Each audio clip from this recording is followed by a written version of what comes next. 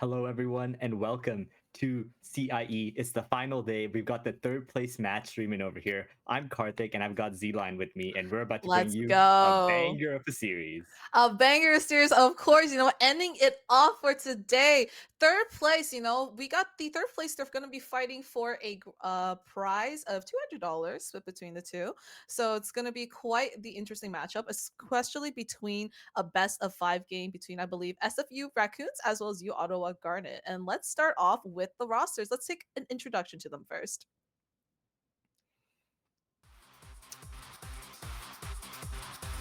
All right. All right. For University of Ottawa on the Garnet side, we got X Sant on the Clove as well as Roar, and with the initiator as well, KWSP and Sponge Self Shirt on the Reign of the Duelist and APL on the Viper. And let's move on to the next one.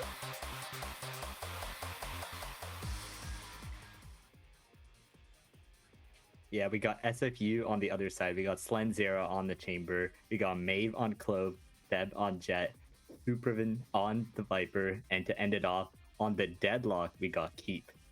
And starting off with our map lineup for today, it's going to be Bind, Lotus, Split, Breeze, and Ascent. However, we're going to be starting on Bind first. And let's take a look at the agent picks and see the different lineups between the team, whether they're going to be choosing some agents that might be meta or maybe choosing some agents that might not be meta. Let's take a look at it right now.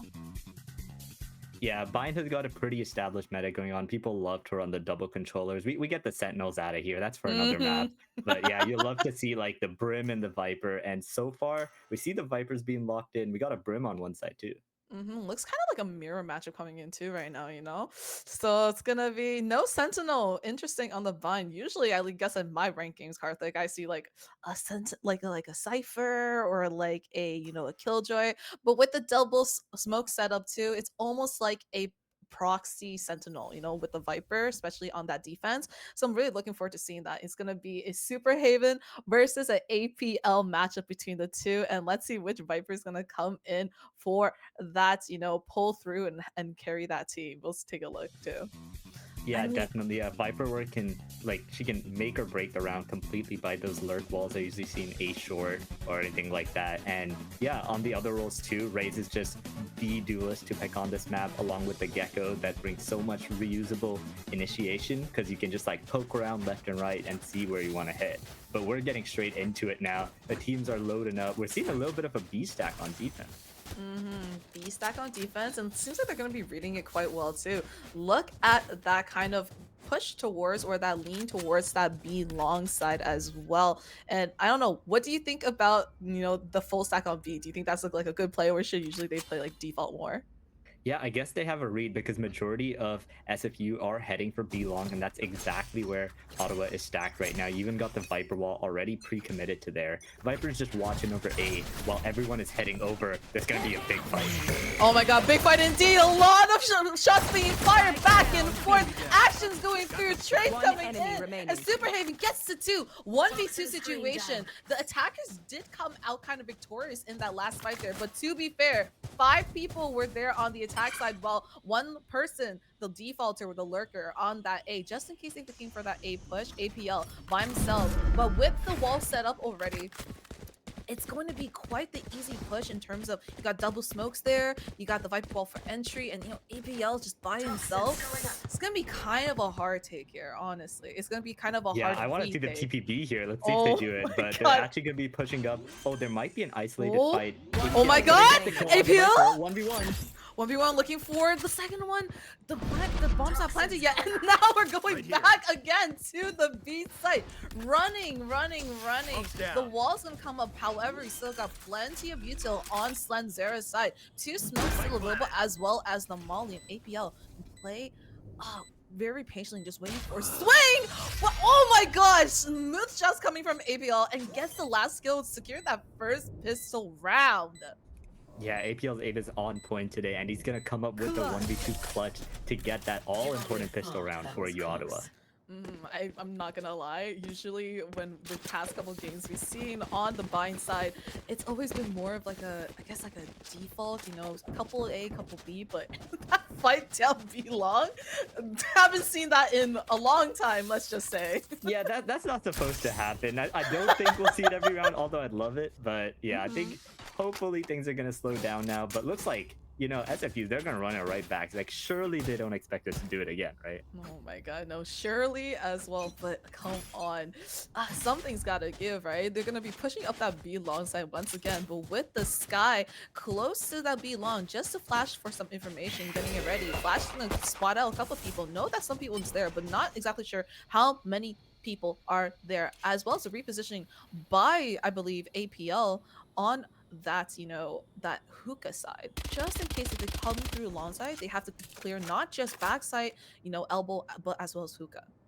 Yeah, I like this shower stack as well because people might not actually. I'm gonna say that, but they're all coming in straight away. He's gonna get one, and he's gonna get traded, so that's gonna be a guardian down. But Accent is gonna come in to help out. Timing. Oh my god, trading flashes back when Exxon goes down as well. That's free guns for them. You know, we got the Spectres online as well as I believe that was a guardian. You know, heals to top it off as well. Oh, but Kiwis are awesome. Is awesome with that aim. Hits it right to the dome. Molly's gonna push them back and holding backside, but Flash is coming in. And unfortunately, Zera gets a kill on him instead. And now 2v3 situation. Attackers have the advantage with the numbers, but they have to get this plant down. They also got a couple guns as 30 well. seconds left. But with the judge, it's looking kind of hard. 1, 2, looking for the third. APL gets the third one as the second round again clutched up by APL. Keeping the team on his back. You couldn't ask for a better gun in that situation. This guy knows how to pick the good fights for himself, and he clutches it once again for the team. Just, oh my god, like what? Like getting the free guardian as well. That's, you know, upgrade to our guardian, picking it up. That was quite a good round, I feel like, for the attackers, right? Because they did get quite a few guns off of them now that they have like vandals and rifles. Yeah, it was pretty good. I think most of them are just going to be looking to save here. And hey, you know, APL, he's got a guardian. His aim has been crazy today, so I think it's up to him to try and clutch this round as well. But it is a bonus, so they should be chilling. Finally, we're seeing a little bit more of a default round on the side of SFU. They're not all just stacking up B-long again.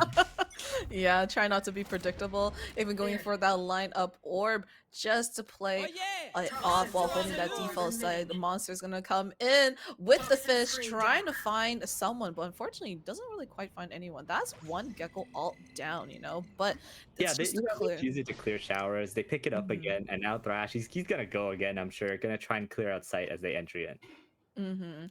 Look, they're playing really slow. Both teams are kind of just holding, minus the fact, you know, the defenders are kind of slowly but surely clearing out the B side, you know, trying to make sure that no one's timing them, you know, to let them know, hey guys, it's going to be A push, it's not going to be B. Look how much space we have right now. And a lot of you still being traded back and forth. Smosh is going to come in. However, Sponge is kind of in a bad position. 3 held off of that exchange there with the judge as well. And Thrash is still online with Mig. Ooh, the timing is just not there, but all good. Trades are coming out. The Roomba getting the trade for them. And Quispy is Quispy with the aim too. Seb, but Kiwis are awesome. Also gets a default 4v2. The attackers are not looking too hot right now.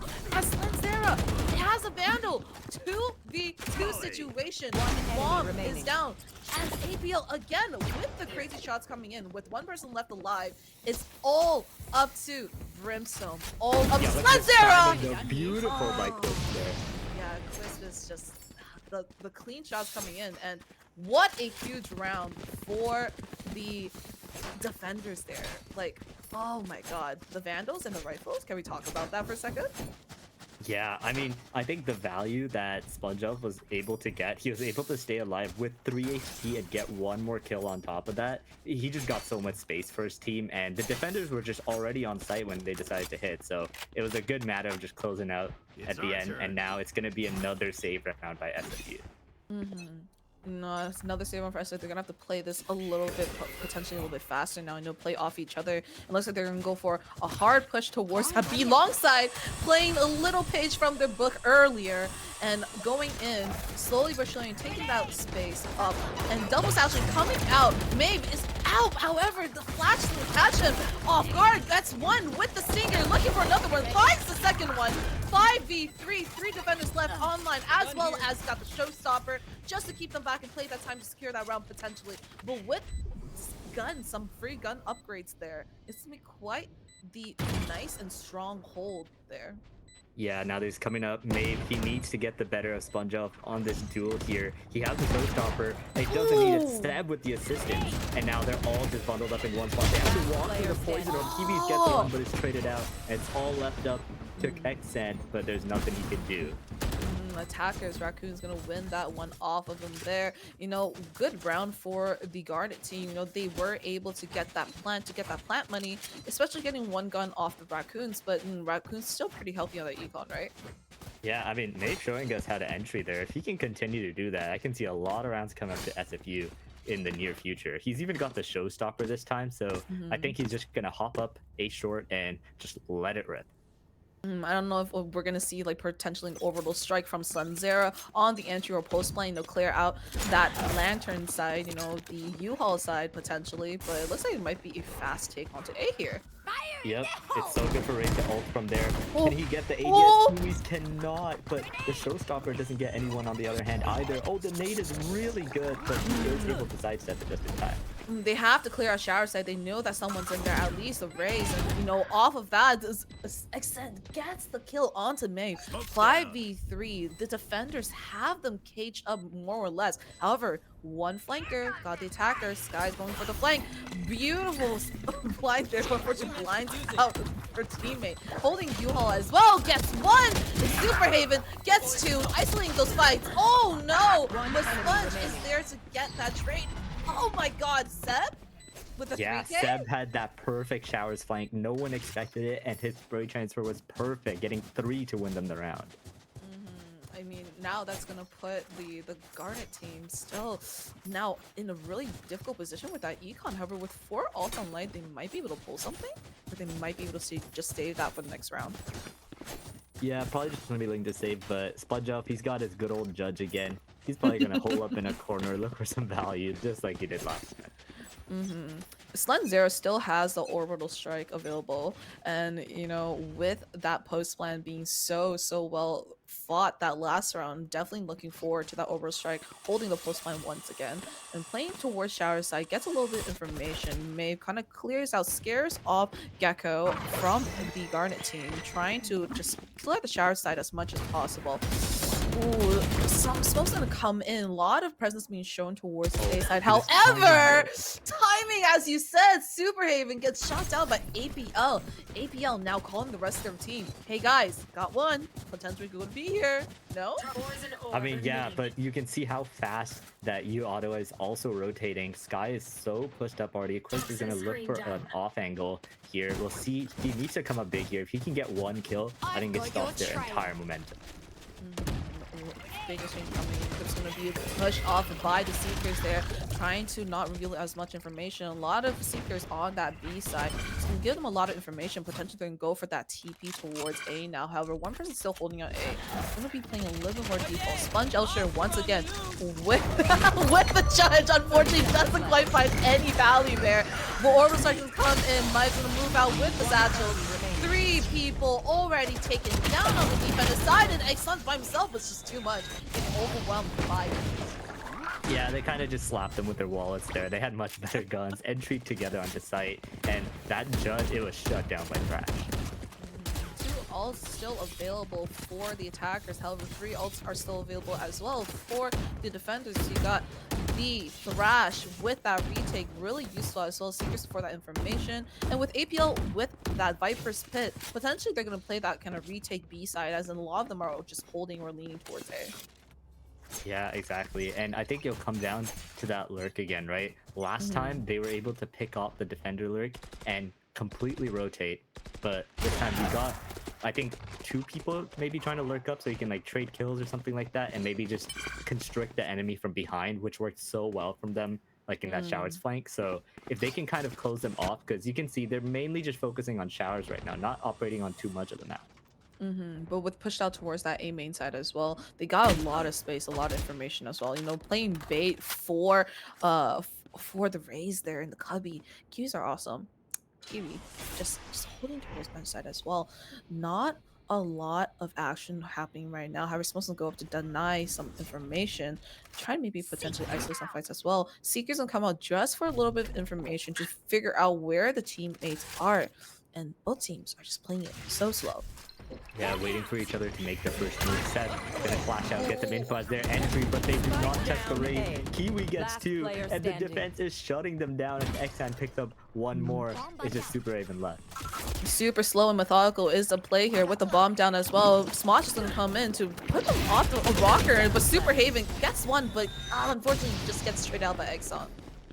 Yeah, not quite the right read there by SFU. uOttawa were so ready for them. They did such a good job clearing the shotgun last time with the Wolf, but this time they just walked straight into Spongel's shotgun, and yeah, Kiwi's also with some excellent aim to get 2. Yeah, but also like just in general, the defenders are also playing very, very patiently, playing very default. I liked how they pushed up towards, you know, that A main side just for a little bit more information, just a little bit more space control, and then as well just not overly rotating too fast onto that B side. You know, just kind of predicting off of each other, and just have to just set them up for success. Big fights coming out B long again. So this is gonna come in and get 2, 3. Keep is getting those kills, and it's gonna bring it to 2v3 in favor of the attackers. The Raccoons are just fighting it along, but ABL again brings it back to a 2v2 with that kill onto the Viper. The Garnet. They don't want to go into that long smoke anymore. I think they're not going to fight for it, but it was so huge for APL to win that on the other side. Kind of just stopped their TP momentum, and now she's going to help over onto the B site. It's going to be another smoke battle. Who's the better brim? It's going to be Kiwis this time. Yeah, Slenzera just unfortunately just could not get that kill there. However, Keep has a Thrash. APL has the Viper setup with the wall there. Yeah, I like the reposition here. They think he's long, but he's pushed up into hookah, and another smoke being dropped. He's gonna try for the molly lineup, but it's already half. Oh, it doesn't go. Oh no, the bounce, but still gets them off. It's okay, but still with it being half, it's gonna be super hard. As Keep now has to with Thrash. Oh no, these are awesome. Gets the spray kill. I don't know about that Thrash at the very end there. You know, 1v2 understandable, but still investing Thrash. Yeah, a little bit of a desperation play. He really wanted to clutch that round, but it is going to be uOttawa getting the defuse, and now they're going to be onto 5, getting a 2-round lead here. APL still has the Viper pit, and look at how they're playing, you know, with, you know, APL kind of playing opposite side of where the rest of the team is. If APL's playing on A with the Viper's pit, the rest of the team is kind of geared towards A, like geared towards B, and vice versa, right? Yeah, but look at the proactiveness in A main too. They're pushing out, they're getting information, and you see the Viper just slowing down the push on B long while they all TP together. Oh no! Team. They know they have to be long, and now they see them TPing all the way across. We're getting circles run around. Oh my god! Here, as A site is actually open. Yeah, it's gonna be a counter TP there. The wall is also set up for them. However, a bunch of people are gonna come towards that short side, and with one person, Maeve, holding from that angle, it's not gonna look too hot for them. Maeve gets one onto Spongel's shirt, and Kiwi, it's gonna get one on Sun0 with Exxon as well, but it's gonna be 3v4. 2 people are kind of low. Exxon has the Thrash available, full util as well. It's gonna try to clear as many as possible. APL gets one, unfortunately gets traded out by Keep. Thrash is gonna spot out someone as Crispy's trying to find them, but Keep is just helping, holding it down, making sure Viper, making sure Superhaven is still alive. Yeah, they still need to get the spike, and I believe it's outside the ultimate, so this is something for them to play around. They're just gonna hold that spike because is gonna do that, and Kiwi's waiting for Vipers to push, playing so patiently once again. Slowly goes in, comes from behind, and the Viper ult is down. Yeah, one person left alive. Keep, can he clutch it up? Both players are very low. Exxon is one shot away from death here.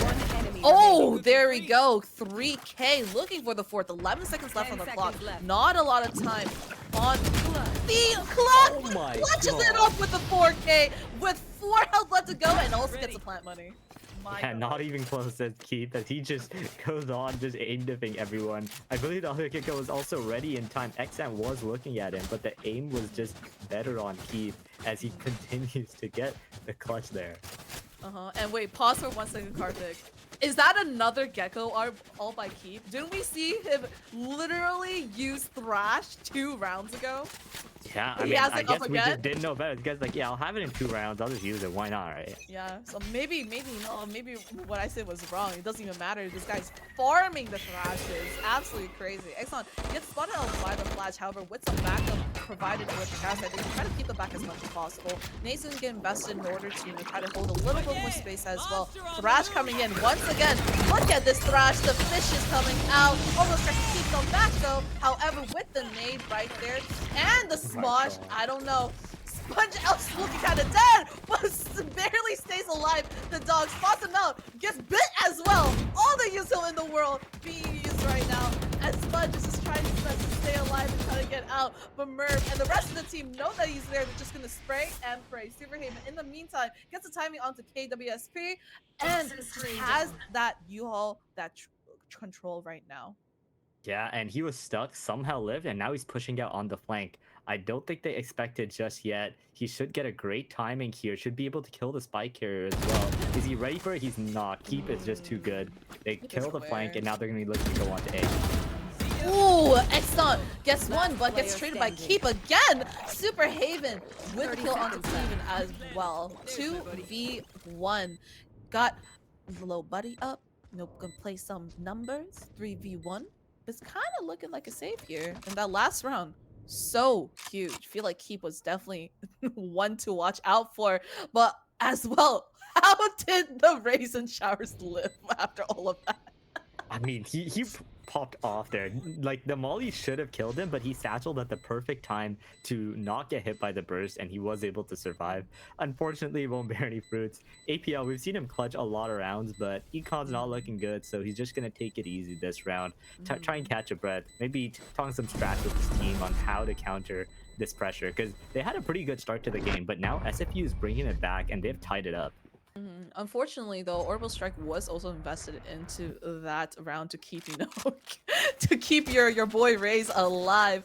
But it was, I still can't stop talking about it. It's just all of the use of the Molly as well as Smosh was absolutely crazy. And now Sponge has both of the races have their showstopper ready. And let's see if this is going to be a fast push, maybe a default. But money's not looking too good for the Garnets either.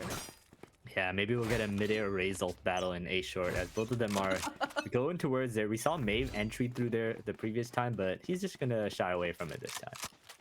It'll be more towards like a default side, but however, they're kind of favoring towards that B side. Looks like they chose the right side as well. 2 people holding that B side while the rest is on that A.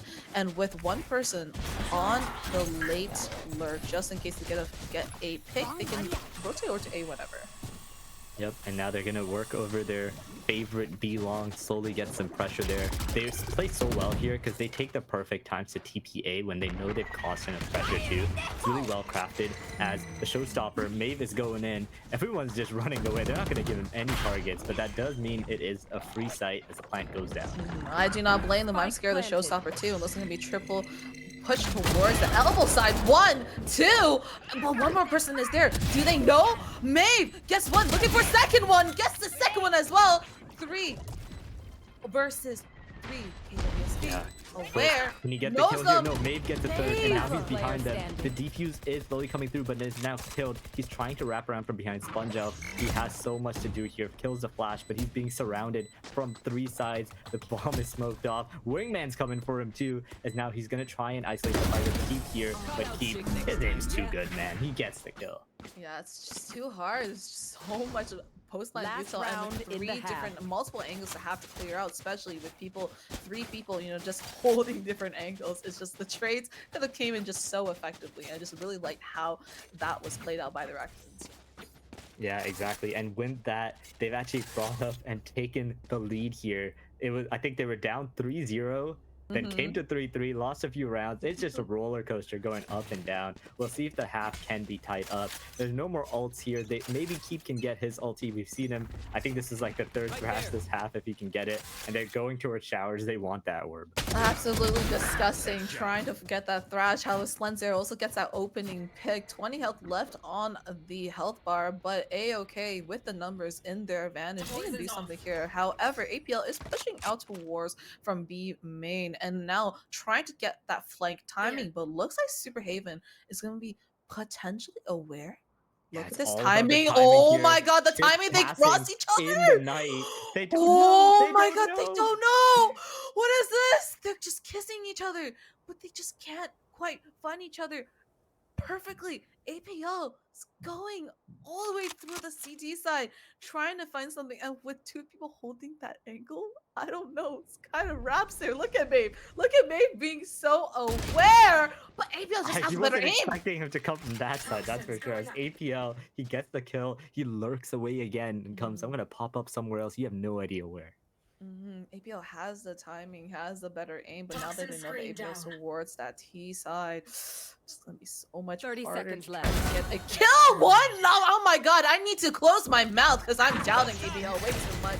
With the smoke as well to try to let APL reposition slightly, but A is going to be free for the taking as a lot of space being taken right now. CT side, 2 people, 13 seconds on the clock, and Exante is going to go in with that flash, trying to figure something out, but Super Haven doesn't quite get one at all, but they are a little bit low. They are slightly low there. Yeah, they have the entire side. There's some else to do with L picks up the teleporting kill, and now it's going to be trash.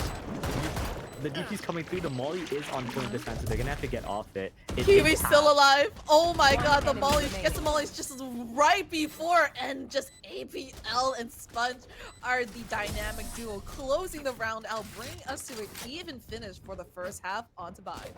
Yeah, it is just neck and neck Switching here as we go into halftime. We'll see what happens on the other side. I think so far, it was just like Key was coming up with strats one after the other. You can see there's like series of rounds being picked up. It's not like one by one. It's really showing the strategic depth of the teams. They're adapting on the fly and taking rounds. And I have no idea who's going to win out this one. I mean, speaking of adapting, they do got plenty of time to kind of read each other. This is a best of 5 series on our last day of Valorant for CIE, or last day for CIE in general. So they got to play this, you know, they can take their time with it. It's okay if they lose the first map as long as they learn something from it and take that into the next map. I think that definitely that will put them in an advantageous position. But at the same time, if you lose too many maps in the very beginning, it could prove detrimental later on in the series. Yeah, and for the pistol, it is going to be 4 people grouped up A short. They actually get some vision in hookah, so this could be a time to explode, but they're actually going to play it nice and slow. They're going to use the Viper wall to lurk up towards lamps here. They have no idea how many people are here, and they explode it. Perfect smokes going from between the triple box and back sight to allow the Showers is people. being held up so well. Fed gets the kill, Nate gets the kill. Cliff does trade one back onto Zubrade. 3v4. It's just so hard. But look at that flank coming in from Kiwi's there. But are they aware? Do they know that Kiwi is there? They know that there's one. But Kiwi's now going to reposition off of that as well. And with Exante, they just have so much space control. All of short is now in their control, in their power. And Kiwi just has to go for that wingman with the Dizzy to try to keep them back. As it's going to spot out 2 people on that short side. 1, 2 going down, and the third as well. And the defenders is just keeping this alive for them here, honestly. Yeah, honestly, I think it's also the wingman coming in clutch. Basically getting an extra member that can force them to peek you with the spike is just so big. They're able to find the good fights for them, force them out of their hiding places, and Keep runs them down. That's 18 kills for him now. Keep is definitely showing that they are the true Pokemon master of Valorant right now. Wingman, Dizzy, Thrash, you name it. They have been performing, not just with the util, but with the shots as well. And definitely thinking that's one of the key contributing factors, especially with that scoreline of 18-6. 3.0 KD positive? Excuse me? Yeah, and it's actually going to be a force coming out from the side of SFU here, as they are looking to just win the second round. They believe in their stingers. I think they all bought them. As a util. Where are we looking at? Kill. Oh my god, yeah, Superhaven just unaware of what's going on right now. Nate's gonna come out, gonna clear out that triple side as well. Picks up a Spectre, free upgrade there. Seb, playing in the smoke, popping flash out, knows that there's people there. However, with no backup, isn't really quite able to capitalize on that flash as well. And with 5 attackers still left alive, the defenders kind of rough. Yeah, they do spot the person bench. They're gonna try and clear them out here. Got the Spectre. This is making a difference. Seb does take down the opposing Sky. They're gonna heal up. APL, he's just being such a thorn on their side, beating them again and again in showers. And with Mauled, with the lineup as well, Kiwi is disgusting. Exante is disgusting as well. 1v2 attacker. Exante is the last one alive. Gets the thrash kill. And now with one person left on the line. Oh no, the pings are not there. But oh good. Exante gets the fourth, but just could not secure the round right there with a clutch coming in from Keith. Yeah, I love that. He just face tanks Thrash and he's like, take me, and it becomes a sacrifice as the plant does get diffused. That's going to be another round coming for them. The Stingers, I want to say they almost paid off. That round was so close. It was a good force, but in the end, they're just going to have to save once more. It is Exxon. He picked up a Quadra, so he can afford a Guardian going into the next round. And with this next round coming in as well, 6-8 in favor of the Raccoons. Look at this B fight again. We saw it earlier before in the first half. Is this going to be replayed in the second half? Doesn't look like it. Looks like the defender's going to back off slightly as Sponge has the Stinger in line. However, with Keep on that defense, we know how deadly Keep is with that util and spots them out too. So, you know, they can play it smart. They can play slow and smart here. And they also have space towards the shower side, so they could go AP too, no? Yeah, they're waiting for the Viper to lurk up, get some space on site, try and draw some rotates, and then TP at that perfect time. But for now, they are not really budging. The Sky and Ray still hanging around, waiting for Admiral to move up. They know what shenanigans he's going to be up to. They're waiting for him to walk. Oh, and there's the judge as well. Unfortunately, won't find anything. And as Slenzer is now going to move up towards that short side, are we going to get a timing here again? Is this going to be another timing? Oh no! Get taken down. Exxon with the beautiful, just checking all his corners as he goes through. And with Maeve holding the shower side, they do have the Viper wall to slowly but surely side. And there we go. A lot of fights being taken there because we get the kill on the Superhaven. That's a gun for them. And now we're gonna get a plant coming in by our little buddy there. Maeve doesn't quite destroy the plant, so plants will come down. 3v5 attackers have numbers once again. And Seb is trying to dog them out. Gets one. However, with the backup there, KWSP got Seb down in the ground. Yeah, now it's so rough. They have 2 people in showers, so difficult to clear them out too. Maybe has to come up big in this fight here. It is diffused to half. It is going all the way down. Okay, it is taking them now, but the attackers, they finally win it out. It got a little bit close there, but they were finally able to get Wingman off this fight. It's just so hard with the numbers with the util. Like they have Brimstone lineups as well. Like, excuse me, like Slen, I'm sorry, like Kiwi has the lineups, and with so much util, it's just so hard for team to do that retake, especially after with the bomb planted. Yeah, I love that they slowly peek up off of showers after the molly comes down. And yeah, when you're trying to defuse a spike, there's just threats coming at you from everywhere. They can come from behind you too, so it's just so difficult to even walk up there. And now with 7-8, you know, both teams are not actually like taking too much of like a huge momentum, I would say. Like just kind of trading off each other. It's been pretty even game, so we've got quite the series ahead of us. Yeah, and I love this bind defense. Instead of trying to cover both bases, they set up 2 people, neither Hookah or Lost. This time it's Hookah, and they give them a good chance at the retake. Hookah's just not cleared at all. They're just holding the space and waiting. But they're not quite worried though. Keep and Superhaven, they know that they don't have the full buy. They can just play, you know, they can just play gun advantage and play little like further angles. And I don't think they're too worried about this at all. But look at APL. One looking for a second. Trying to find second, sniffs the second person. Oh, gets the second, but now they know. Oh no! But it doesn't matter. APL gets that third kill as well, and with Sponge as well getting another frag. One person left alive with the pistol. This is not gonna find anything or any value whatsoever with the flawless coming in from the Garnet team. Yeah, not much you can do there. The gun's not really there for them, as APL too. Like, he does a beautiful job of isolating the gunfights, fighting one by one and taking them all down. And now look at the also we have available. Exotic does have the thrash for that entry on the attack. However, Keep again with the thrash as well, and Seb with the seekers. This is like the 5th thrash we've seen from Keep.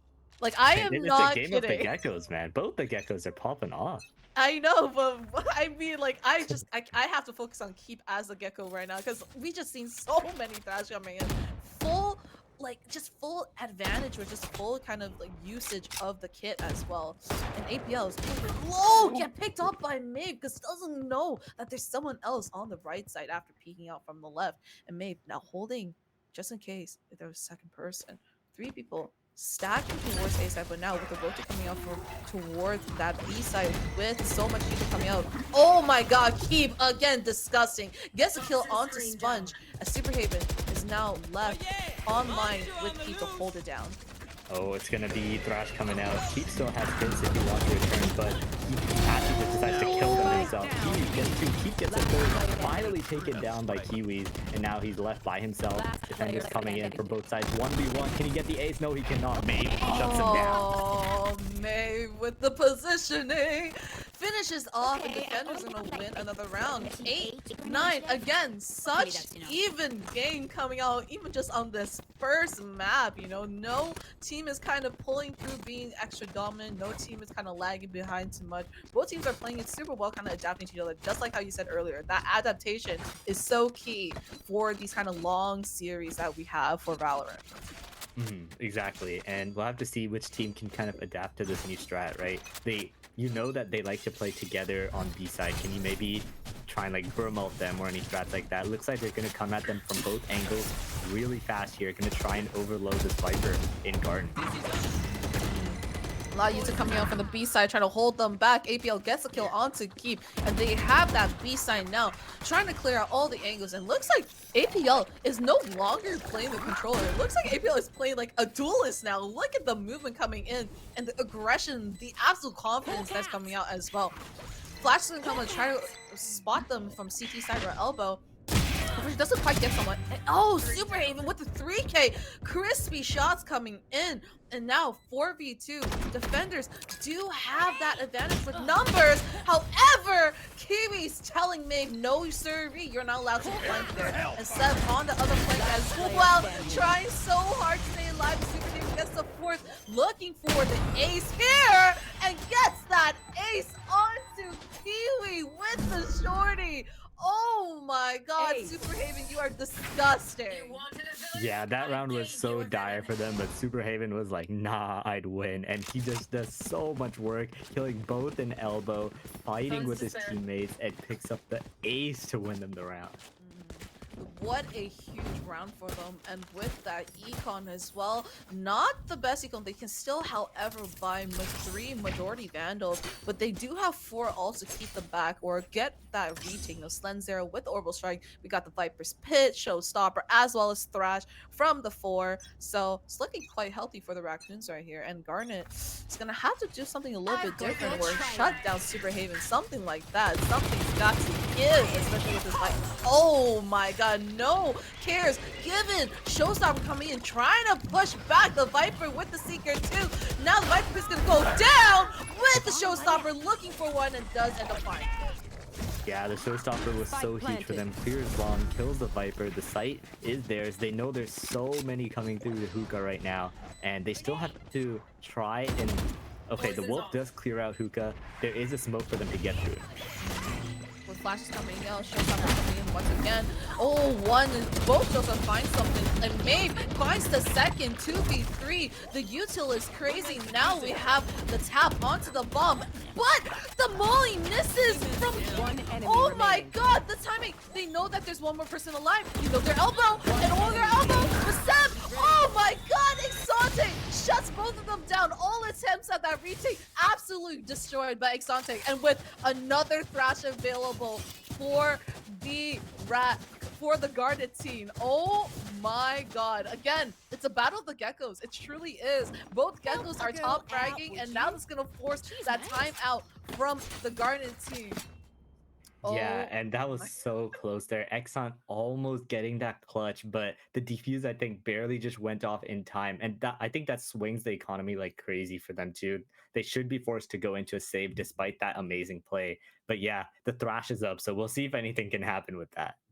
Wait, they wanted. I thought he killed the person. It wasn't in time. He barely No! got in time. I think he did defuse the spike before going down. He finished defusing, he got up, and then he got domed. I thought my eyes were deceiving me. I'm just like, no way, this guy just clutched it up. But oh, just unfortunate, just slightly away from there. And with this timeout active, 11-8 in favor of one team. They gotta really do something here. They're 2 rounds away. The defenders are 2 rounds away from absolutely just clearing it and then securing that first map. Raccoons 2 rounds away. Garnet kind of 3 rounds away from evening out with Raccoons. And I don't know. I also always been thinking that Bind has been more of a defense-favored map. So the fact that the defense is doing so well, I'm not surprised at all. Absolutely. Yeah, and I think this switch where SFU, they used to just have... Actually, I was gonna say that, but they did go back to that default now. They used to just like hit B really quickly and it would just work because their execs were that good. But now they've got the lurk slowly going up onto B while they just take that default, see if any aggressive plays come out. Yeah, defaulting towards that, both sides, both holding it very, very smartly. I really like how, that Raccoons they play the retake as well. They know when to back up, they know when to play numbers and play retake and slowly but surely use their util to clear out each angle. But at the same time, Garnet has been doing an absolute... Oh my god! Sponge with a nasty shot interrupting me! I'm so sorry! My apologies! Gets a kill clean off of the Opera, and that's going to be the op down. And off of that kill, that's going to be bomb planted as well. And now it's going to be 4v4 as both teams are playing either post plant or retake. Yeah, and they've got Thrash to delay things even more. And the defenders are honestly, they still haven't gotten onto site yet. They don't have too much time here. They're slowly clearing out backside here. Dizzy affecting the time too. They still need to get going. They gotta clear lamps. Can Sponge Up be removed from this position? Superhaven with a clutch kill. Now they need to clear out the 2 people in showers. Great flash to delay the time. Quist getting 1 kill, getting the second, and Wingman, he's hopping on, but he's gonna die. Keep flash one left, and the attackers, beautiful place there. Beautiful place indeed. That timeout definitely did them some favors. They knew how to play it right. They knew how to play it smart. However, I don't know about that post line in terms of 2 people. The last 2 people dying, Keep and Seb were... Oh, sorry, my apologies. The attackers were winning. Now the defenders are on that kind of save round. It's going to put them in some terrible econ right now. And with 9-11... if the attackers can secure this round, they could potentially snowball this lead into like an overtime or even just take this first map off of the Raccoons clean. Yeah, I can kind of feel the OT coming with how slow he's doing matching up. It's a huge fight in short. Kiwi's gonna try and get out, but Maeve hunts him down. And Superhaven gets the lurk kill onto 8 Hill too. Huge plays. The proactiveness from the defense is working so well. But however, the response from the attack as well has been following. Now they're gonna plan for that CT side. They know many people came and pushed out towards the shower side as well. So playing so proactive towards CT side to get as much map control is so smart on their end. Look at that. Oh, but Superhaven's disgusting. Superhaven just getting those kills. 3 kills on the board. And oh my god, the savior that is Superhaven to get those impactful frags. And now with a 9-12 match point in favor of the Raccoons, it's gonna be kind of wraps for the Garnet team. Yeah, he just won them that round, getting the kill on the lurk, getting the weapon upgrade. It's the thrifty. That proactiveness when you don't have the guns, they can really catch opponents off guard, and they take full advantage of that. And now they just need one more to close out this map. And it's not just, you know, just a simple kills in terms of, oh, getting numbers advantage, but these are such impactful frags coming in from Super Haven. You know, getting a kill alongside gave them the opportunity to push through and get, like, have so much information, so much spacing. Hey guys, there's no one towards short side, no one towards long side, as well as for Heaven's side too. That crunch was so crucial. Oh my god, it's just so important for the attackers to, you know, get Super Haven like down there, but Super Haven came out on top instead. Yeah. Honestly, I do want them to try and bring this game back. They're gonna try and just do their good old B hit. It's been working really well for them, to be fair. They can get onto site and get the plant down with the Viper ult. Nope, Slenzero's not gonna let it happen. No, Slenzero is definitely not gonna let that happen. 30 health on the board, but gets out just in time before the trade can come in. Hexante with the Guardian, with a potential rifle, holding it slow, playing it slow methodically. However, not a lot of time. 60 seconds on the clock, and with 2 people down, they are needing to do everything in their absolute power to keep it alive. But Slenzera and Keep are saying no, sirree! Flawless coming in, and the Raccoons super clean. 13-9 defeat. Oh my god, what a exciting first map. Hello, like that was such a close map regardless of how the last couple rounds went. And honestly, once again, so impressive coming from Super Haven, so impressive coming from Keep. Those 2 players were definitely MVPs for me. Yeah, I think winning that thrifty was just so huge for them. And other than that too, I think Superhaven winning those lurk fights, right? There's usually just like APL always on the other side of the map looking to lurk up. And if he wins the fight, the team TPs with him and they get a free sight. But towards the end in that second half, Superhaven was consistently winning those, which completely shut off that second half of the map. And the retakes just became so easy. They even like he forced APL to just start going with his team and getting the site plants down, which worked for a little bit, but then they figured out how to retake that and then they were solid. So you saw that last round, they knew they were going B. They came in, they shut him down before the spike even went down. And in the end, they just completely took over Bind. And yes, I think Superhaven really took them across the finish line in that, but overall, it's such a great team effort for them. Absolutely. And now looking to our next map, it's going to be on the ever so coveted Lotus 3 side. I miss Haven, I'm not gonna lie, but Lotus, I'll take it. And with the 2 teams coming in, you know, SFU does have that 1 game advantage, and you know they are 2 away from securing the series. However, I do not doubt that University of Ottawa, the Garnets, are going to be highly contesting this next map as they try to go in and win. Yeah, I have no doubt that this one's going to be as close as the last one, and I'm excited for it. So we'll be back after just a little break. Make sure not to go anywhere. We got a crazy map coming up next.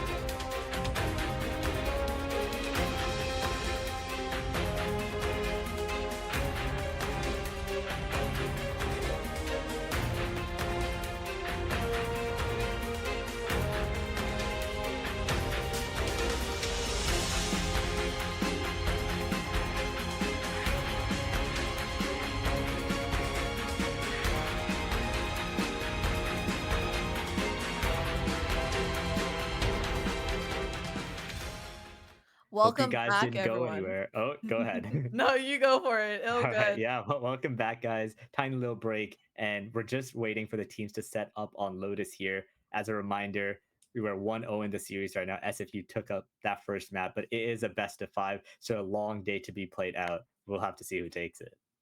Of course, and going on to our second map of Lotus, we're going in. However, before we do that, let's take a quick thank you for our sponsors, BMO and TELUS. Yeah, BMO, they really help you focus on what's important. They've got checkings and savings account, credit cards, and borrowing options that are specifically designed for students like us. You get up to 12 months of Domino's Pizza with their current student offers, which include no monthly plan fees while you're in school and up to 1 year after you graduate. They got convenient branch locations close to home and campus, and they give you unlimited transactions, including the Interact e-transfer ones as well. Thank you so much. And of course, we'll introduce Tellus as well later on into tonight's series of a best of 5 between the Simon Fraser University, I almost said San Francisco, Raccoons, and the University of Ottawa Garnets. Going into Lotus, let's take a look at what they're picking for their agents right now. All right, let's take a look. We got the Gecko, we got the Raids coming in, we got the Omen, cross the map smokes, and as well as potentially Slanzera, as well as APL locking in that KJ. Only difference right now is the second initiator with that Fade and Sky. I think that might be making the big difference, with Fade having more ability to definitely, scan out and find some, information, while for Sky just have the flashes. This could be the decider between the two teams. Yeah, I think also Fade combined with that raise, they give you such good ability to control a Oh. lobby, especially on defense. So it's really important for them to get that control and keep it throughout the rounds. While with the Sky, you're able to play a lot more slower. You have so many different pieces of intel with the flashes and the wolf that you can take your time picking in product and figuring out which site to go. And in Lotus, that's so important, I think. You got 3 sites and only 5 people. So you just gotta find out which site only has 1 guy and just hit that one. A hundo P, you literally reminded me of the tether nade combo that I died to so many times in my own comp games. So, oh my god, this is gonna come into that game or to this game onto Lotus. I'm definitely looking forward to that, and definitely looking forward to not being on the receiving end and just the observer. Yeah, and it's weird that they're actually doing a C stack. You usually see an A stack with Killjoy shoring up C/B, but they're just gonna flip it on them and come out so quick as A lobby is being taken control of by SFU. Pushing towards that A side to clearing out as much space as possible. The smokes are going to come in to clear out that stairs as well as closer to backside. However, Alarm Bot is going to spot out the team members on the attack. It's going to be a fast flank as well, and with only one person keeping it. Keep is trying to keep it alive on that flank side. Yeah, 4 but people does he flank. expect 4 people to be there as they explode? He's running for his life Oh, right into APL. He's gonna miss the shot. Oh my god! APL just unfortunately just unable to get the shots due to the bunny hops coming in very clean. And now with so many people on the flank, 40 on the flank is planning for the. Oh, this retake's looking kind of difficult. Looking kind of hard for them.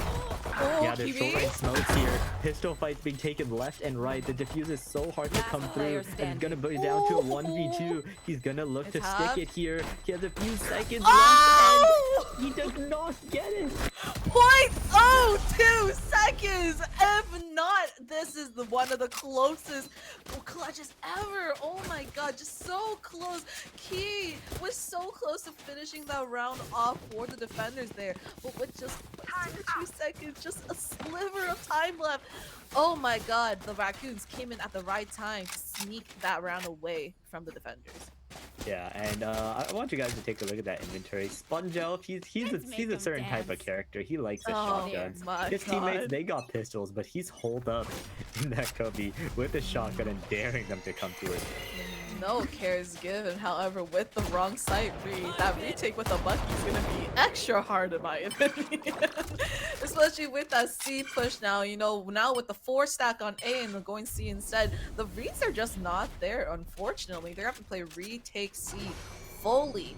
But now, with a little bit of space taking the B main towards the B main side, looks like they might choose to go. Oh, Great shot by Quiz. He KWSP. is Quizby with it. Maeve actually gets a kill back onto APL, and now that they got the killjoy, they know the site's open, the plant should be theirs, and now you got a few pistols and a Bucky for the retake. Playing the long angle too, planting for that long side just in case. Oh, the shots are coming in, not quite hitting it, but K Crispy does get another kill, which is quite nice for the defenders. But look at this judge, I hate what I'm seeing. 3K from Crispy with the Sheriff, and now with one enemy remaining. Now just even out. You have one person left alive, but Seb is gonna keep them into the ground. Kiwi just could not secure it. Attackers, again, winning a second round. Yeah, they'll take those, honestly. And I think that really comes down to Quisp. He had some crazy sheriff shots, got 2 kills with it, and really made the round close there. And yeah, now look at that third buy, right? Got half shields everywhere, got a few sheriffs, some stingers coming in. This is a very winnable round. Should be a pretty easy round for uOttawa. I feel like the defenders, the Garnets, are definitely feeling quite nice, feeling quite confident with that last round, especially getting so many guns off the other team. With the tether nade combo trying to come in, you know, a lot of use are being used here. Sponge gets a kill first off onto Maeve, as now they're going to be forcing that A control. And the responses are crazy. You know, Kiwi also gained the kill as well with Superhaven responding in turn, gets a kill onto Sponge, bring it to 4v3 on this third round. Yeah, now they're just gonna slow things down, try and play their numbers. You see that they have to use their dog to clear a lobby. They really just barely have any space in this round, and their weapons are even worse for wear. And look at that, they're not giving them anything. They're holding lobby. As soon as they push up, this flash is gonna come in, and they are gonna swing. Ooh, looks like not it. Okay, they think it's going somewhere else, but they're coming straight towards them. But response accordingly. You got 3 people on the B side as well as 1 on the A, rotating towards that A side. But now Superhaven taking a slow approach. This, as we know, Superhaven has been crazy with the shots so far, and now slowly but surely working their way up towards that B side, slowly up the heaven. However, with Dizzy still available online, they can still do something of this retake, especially with Crispy. Now 1v1 Gecko. Can we see a Gecko differential? But Thrash is gonna come out too. Going down. Oh, doesn't even matter. Keep is keeping it alive once again, securing the third round for attackers. Oh my god. Yeah, honestly, it was such a good play to back up and use that Thrash. Quest, he's been really good this game, but it is going to be Keep who comes out with the Gecko diff, and it's going to be 3-0 to SFU. That was a crazy bonus round win for them, and now it's going to put the other team, uOttawa, on 4 sheriffs.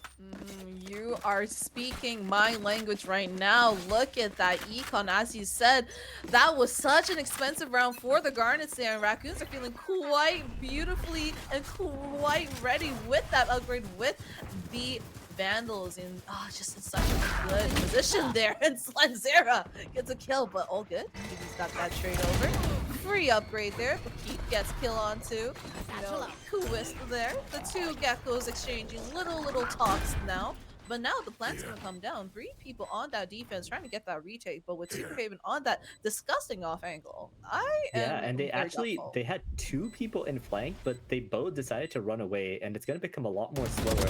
Seb is gonna spot them. APL gonna get the kill to one of them. Did they know Keep is there? He's taking his time. He gets the kill. He knows Kiwi's around the block. And Kiwi is taken down with Maeve getting the last one. Oh my god, consistently playing so well. I'm so sorry. I feel like I have to stop glazing people at this point. I feel like I have a really bad issue of glazing people too much. But I gotta say, Keep. I gotta glaze this guy. 7-4 currently right now. And hitting the shots, getting the timings there, and not to mention Superhaven and Maeve as well. Like those 3 are, I feel like, just such a strong core for the team. And with so many rounds being won right now, like this is definitely putting them in such a good position. Yeah, especially that bonus round that they won was so huge.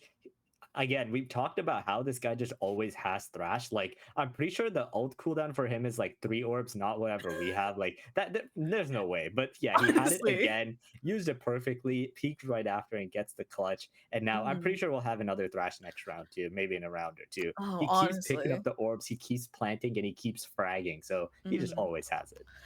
I feel like there's just no care in the world in terms of just sometimes people just, oh, well, let's save alt for next round. Maybe you'll be better on this round, XXX, like it just X round this, X round that, it doesn't matter. But for keep, because it just keep consistently fragging as well as picking up the orbs and getting the plant, the alt just comes up so fast that there's really no need to save the alts for any execs. And now with the defenders, Garnets, they did call that time out. It looks like they're really looking to just change the narrative a little bit to give them a little bit of the upper advantage in this next round coming in. Especially, this is a really big round for them. If they do end up losing this next round, it's going to put their econ in such a bad position. Yeah, and they're baiting out off the KJ util before they go in. You can see Omen also TPing in ahead of the Molly, and the site should be there as Wingman. He's on his mission. He's going to go plant the spike, and there's nothing they can do to stop him. And again, C is that notoriously hard side to push and hold. To push and hold for the the defenders. But with Thrash coming in, it's not going to quite find anyone there. The retake onto C side is real hard, especially with gets caught.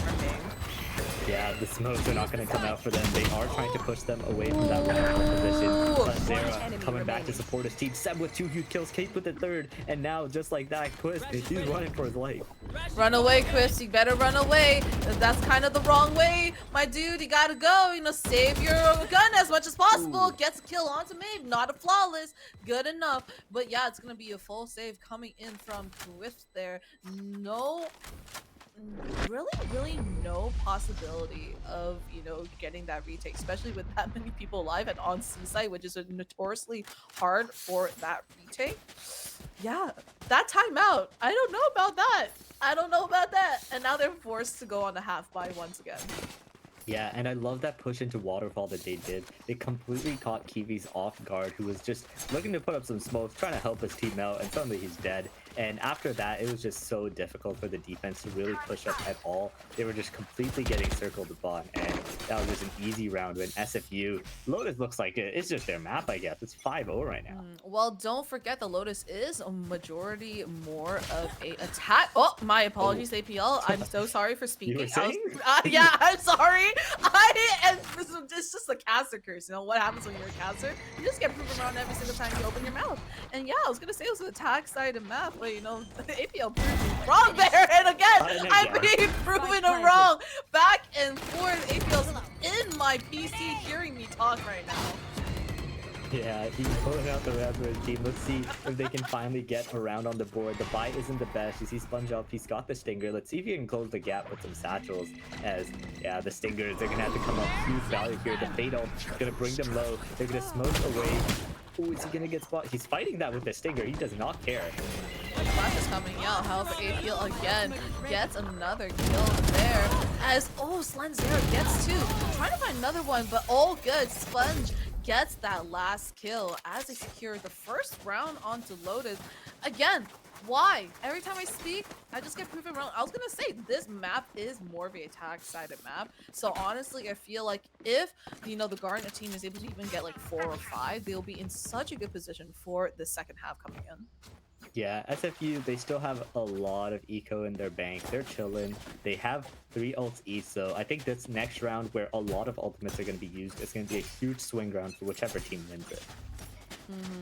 And looking like a pretty aggressive take towards the C-side with the one-way coming in, as well as a lot of util being thrown out. Pushing them back as much as possible is Sponge taking the lead, pushing them towards that A side where the Killjoy is laying in wait for them. APL crispy shots coming in too.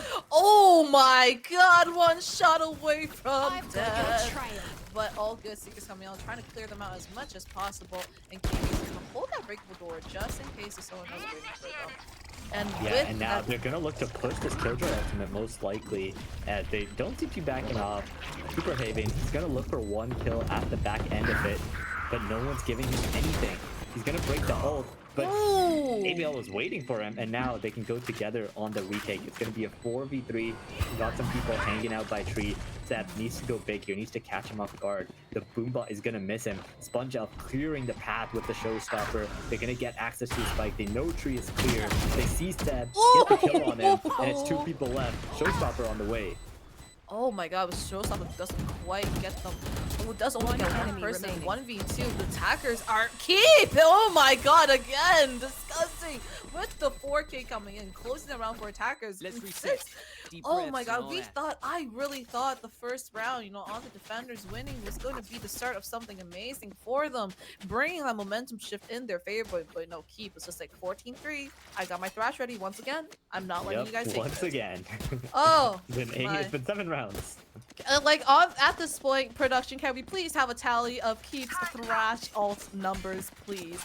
Off of, you know, the first map and this map, this gotta be like the 7th or 8th thrash that we've seen from this one person.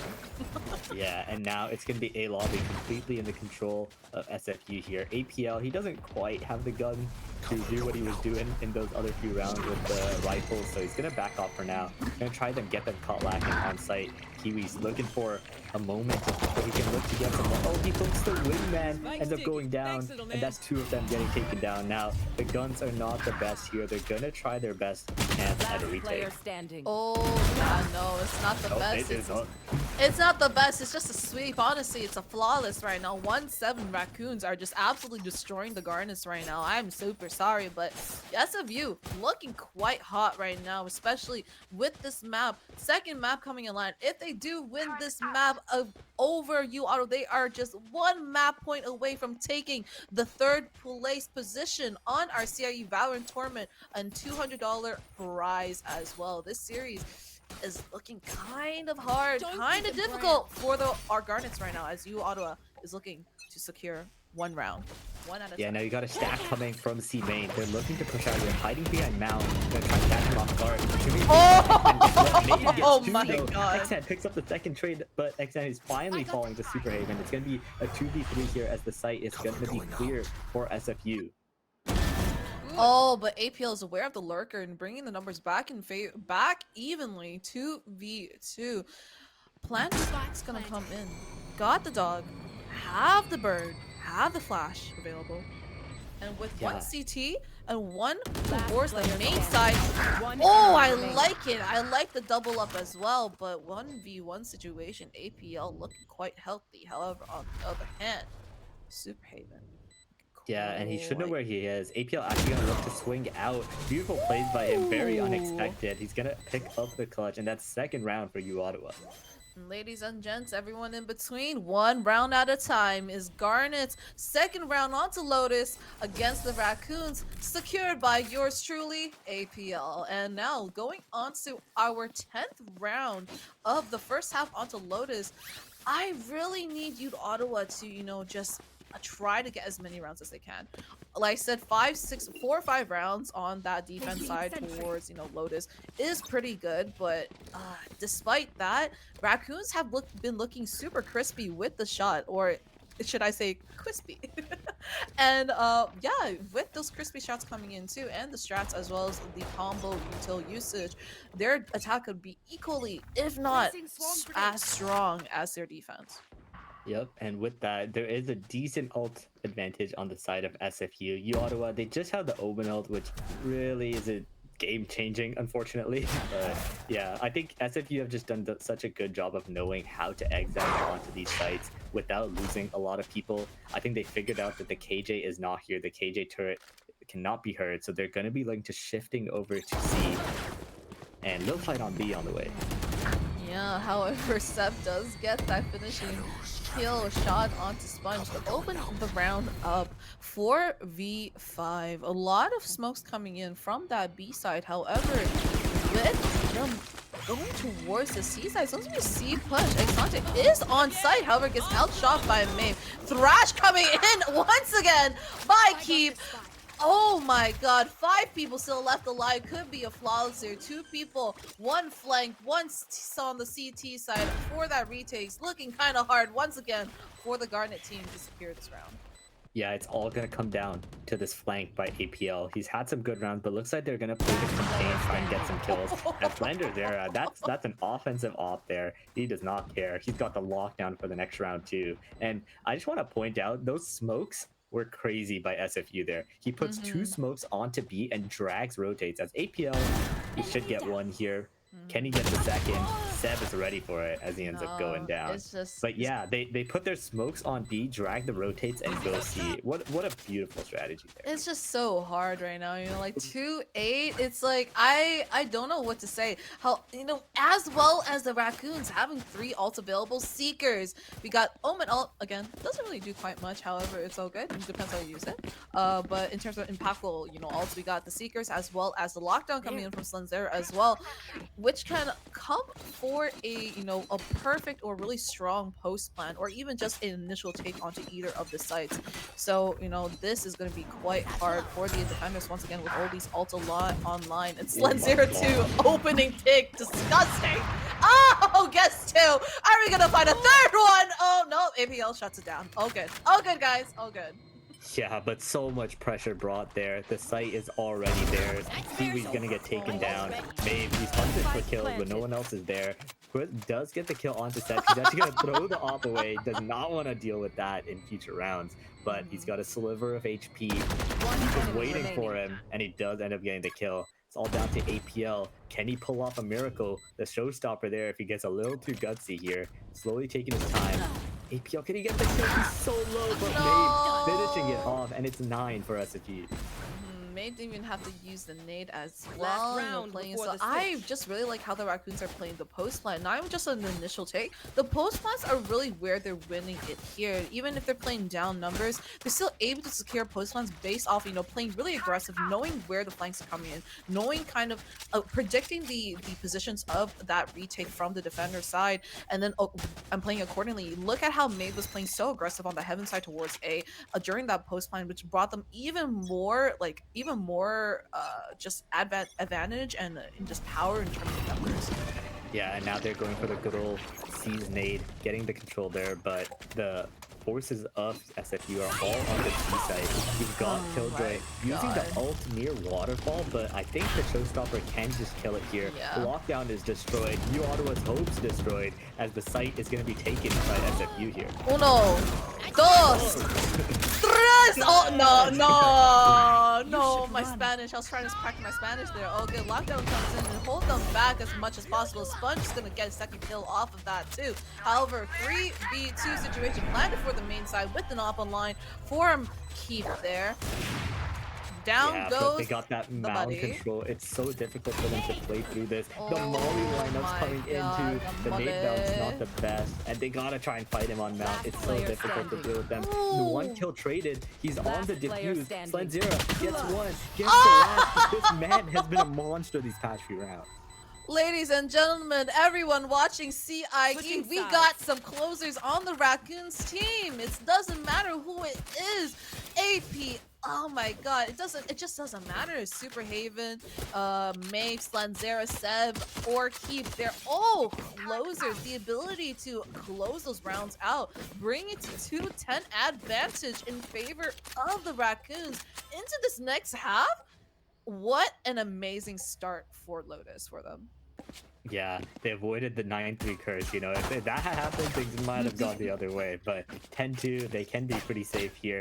They just got to close out the map now. Hey, have you heard of the 10-2 curse? Because that's definitely happened before, okay? So it's still winnable by the Garnet team, especially if they win this initial pistol and also the bonus, which will allow them to snowball as many rounds as possible and get as many advantages as possible, too, on this attack side they have for Lotus. And again, this is more of an attack side map. Based on fast rotates and, you know, how spread out the defense has to be. So I definitely do not doubt that, you know, they do have a chance in contesting this map away from the Raccoons. Yep. Now they need to get the steps around to begin with, and Xstant gets the kill for them. They need this round really bad to start the snowball. They're looking towards the B site. Wingman gonna go and plant the spike. The B site is theirs. Now they'll need to hold this post plant. Super Haven thinking that they're safe. But jumping shots coming in from Sponge secures it off there. They know that one last person is available, one last person alive. The hopes and dreams of this pistol for the Raccoons rest in the hands of Superhaven. But with Sponge holding from that link side and 2 other people, 3 other people still alive, looking like a pretty tough round to win. Yeah, Superhaven also going to be spammed out through the smoke here. APL picking up the kill. And now, is this one of many more rounds to come? Only time will tell. Spike in the hand of Quisp there as the Garnets are going to be able to, for the first time, you know, to win this potential bonus here. I mean, this buy round, and then maybe win off the bonus.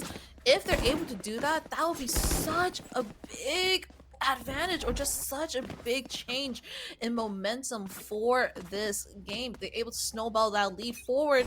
They can take so many rounds off the Raccoons, but Raccoons are hot on their tail as well, and they're not going to go down without a fight as the pushes and the execs are going to come straight for A main. Yep, they're gonna get a hold of that A lobby, but the flank is coming quick and fast. APL is gonna pick up one, but that's gonna be a rifle going down to the side of SFU. This flank is gonna be so strong when it comes in. They are getting the plant down. They're gonna look to push up spawn, try and get these here. Can they see him? Oh, the down. Superhaven does end up going down. Now they have the CT side of control. They know that potentially there could be people coming in from the flank side. They know the Slenzera is still available towards the stairs. And with Keep with the pistol trying to bait out some fights. And Kiwi as well with the paranoia ready at the ready.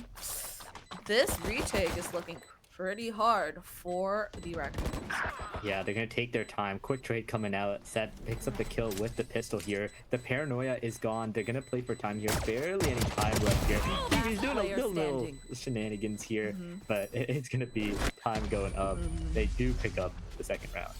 Kiwi trying to do a little dancey dance there to stay alive, but unfortunately gets picked off. Attackers do win this next round. However, if I were the Raccoons, I'd be feeling quite good about that last round, just based on the fact that, you know, you took so many guns off of the attackers there, and now with their buy coming online, could be quite dangerous. Could be kind of wraps. I don't know. Sponge's got a good old judge, so anything can happen, but... Oh my god, this Sponge playing just the judge, the shotgun abuser. Am I seeing the second coming of Das Nerf, but in the form of Sponge Elf? I do not know. No, it's looking quite possible. And look at that judge hold. Those entry. Entry with the judge is crazy. Double satchel coming in, trying to find as many as possible. Clears out the link side, and with all of that, still pushing them back. Seth is able to find 2, but now the judge holding the heaven side. I don't know. Yeah, they're coming in from everywhere. Superhaven picking up the kill. Keep getting wingman on the defuse. They need to beat Sponge. He has a judge. He can't do much. Gets 1 kill, but that's not nearly enough, as the bonus does not end up converting. Bonus not converting, definitely a good thing for the Raccoons there. Should the bonus have converted towards the Garnet side, they could have gotten some vandals off that, some free upgrades, as well as, you know, potentially snowballing a lead there, as we said before. But now Slenzer, taking a page out of Sponge's book, is going to get that judge online now, but both teams are kind of evened out in terms of firepower, minus Sponge with that, you know, Stinger, and APL with the Bulldog. Here we are, SFU Raccoons, 11 rounds, two rounds away from completing this map in their favor, and you know, they're fighting for it. They're definitely fighting for it.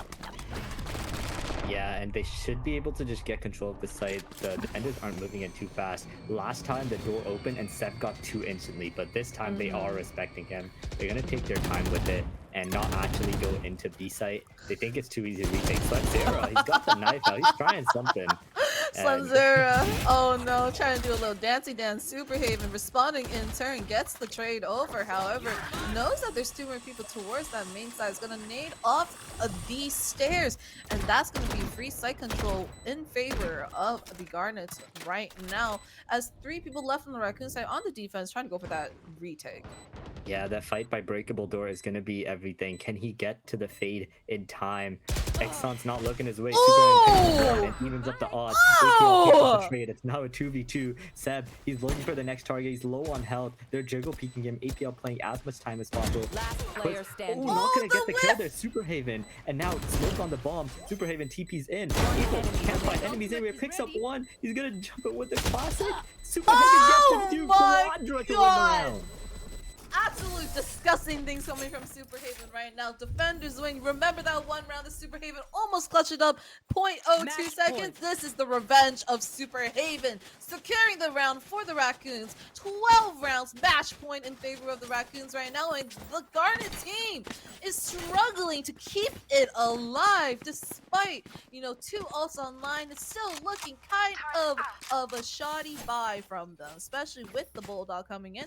And as well, Sponge unable to really full buy there, and also no shields coming from APL. Surely he picks up a judge, right? I mean, it is Sponge. We'll have to see.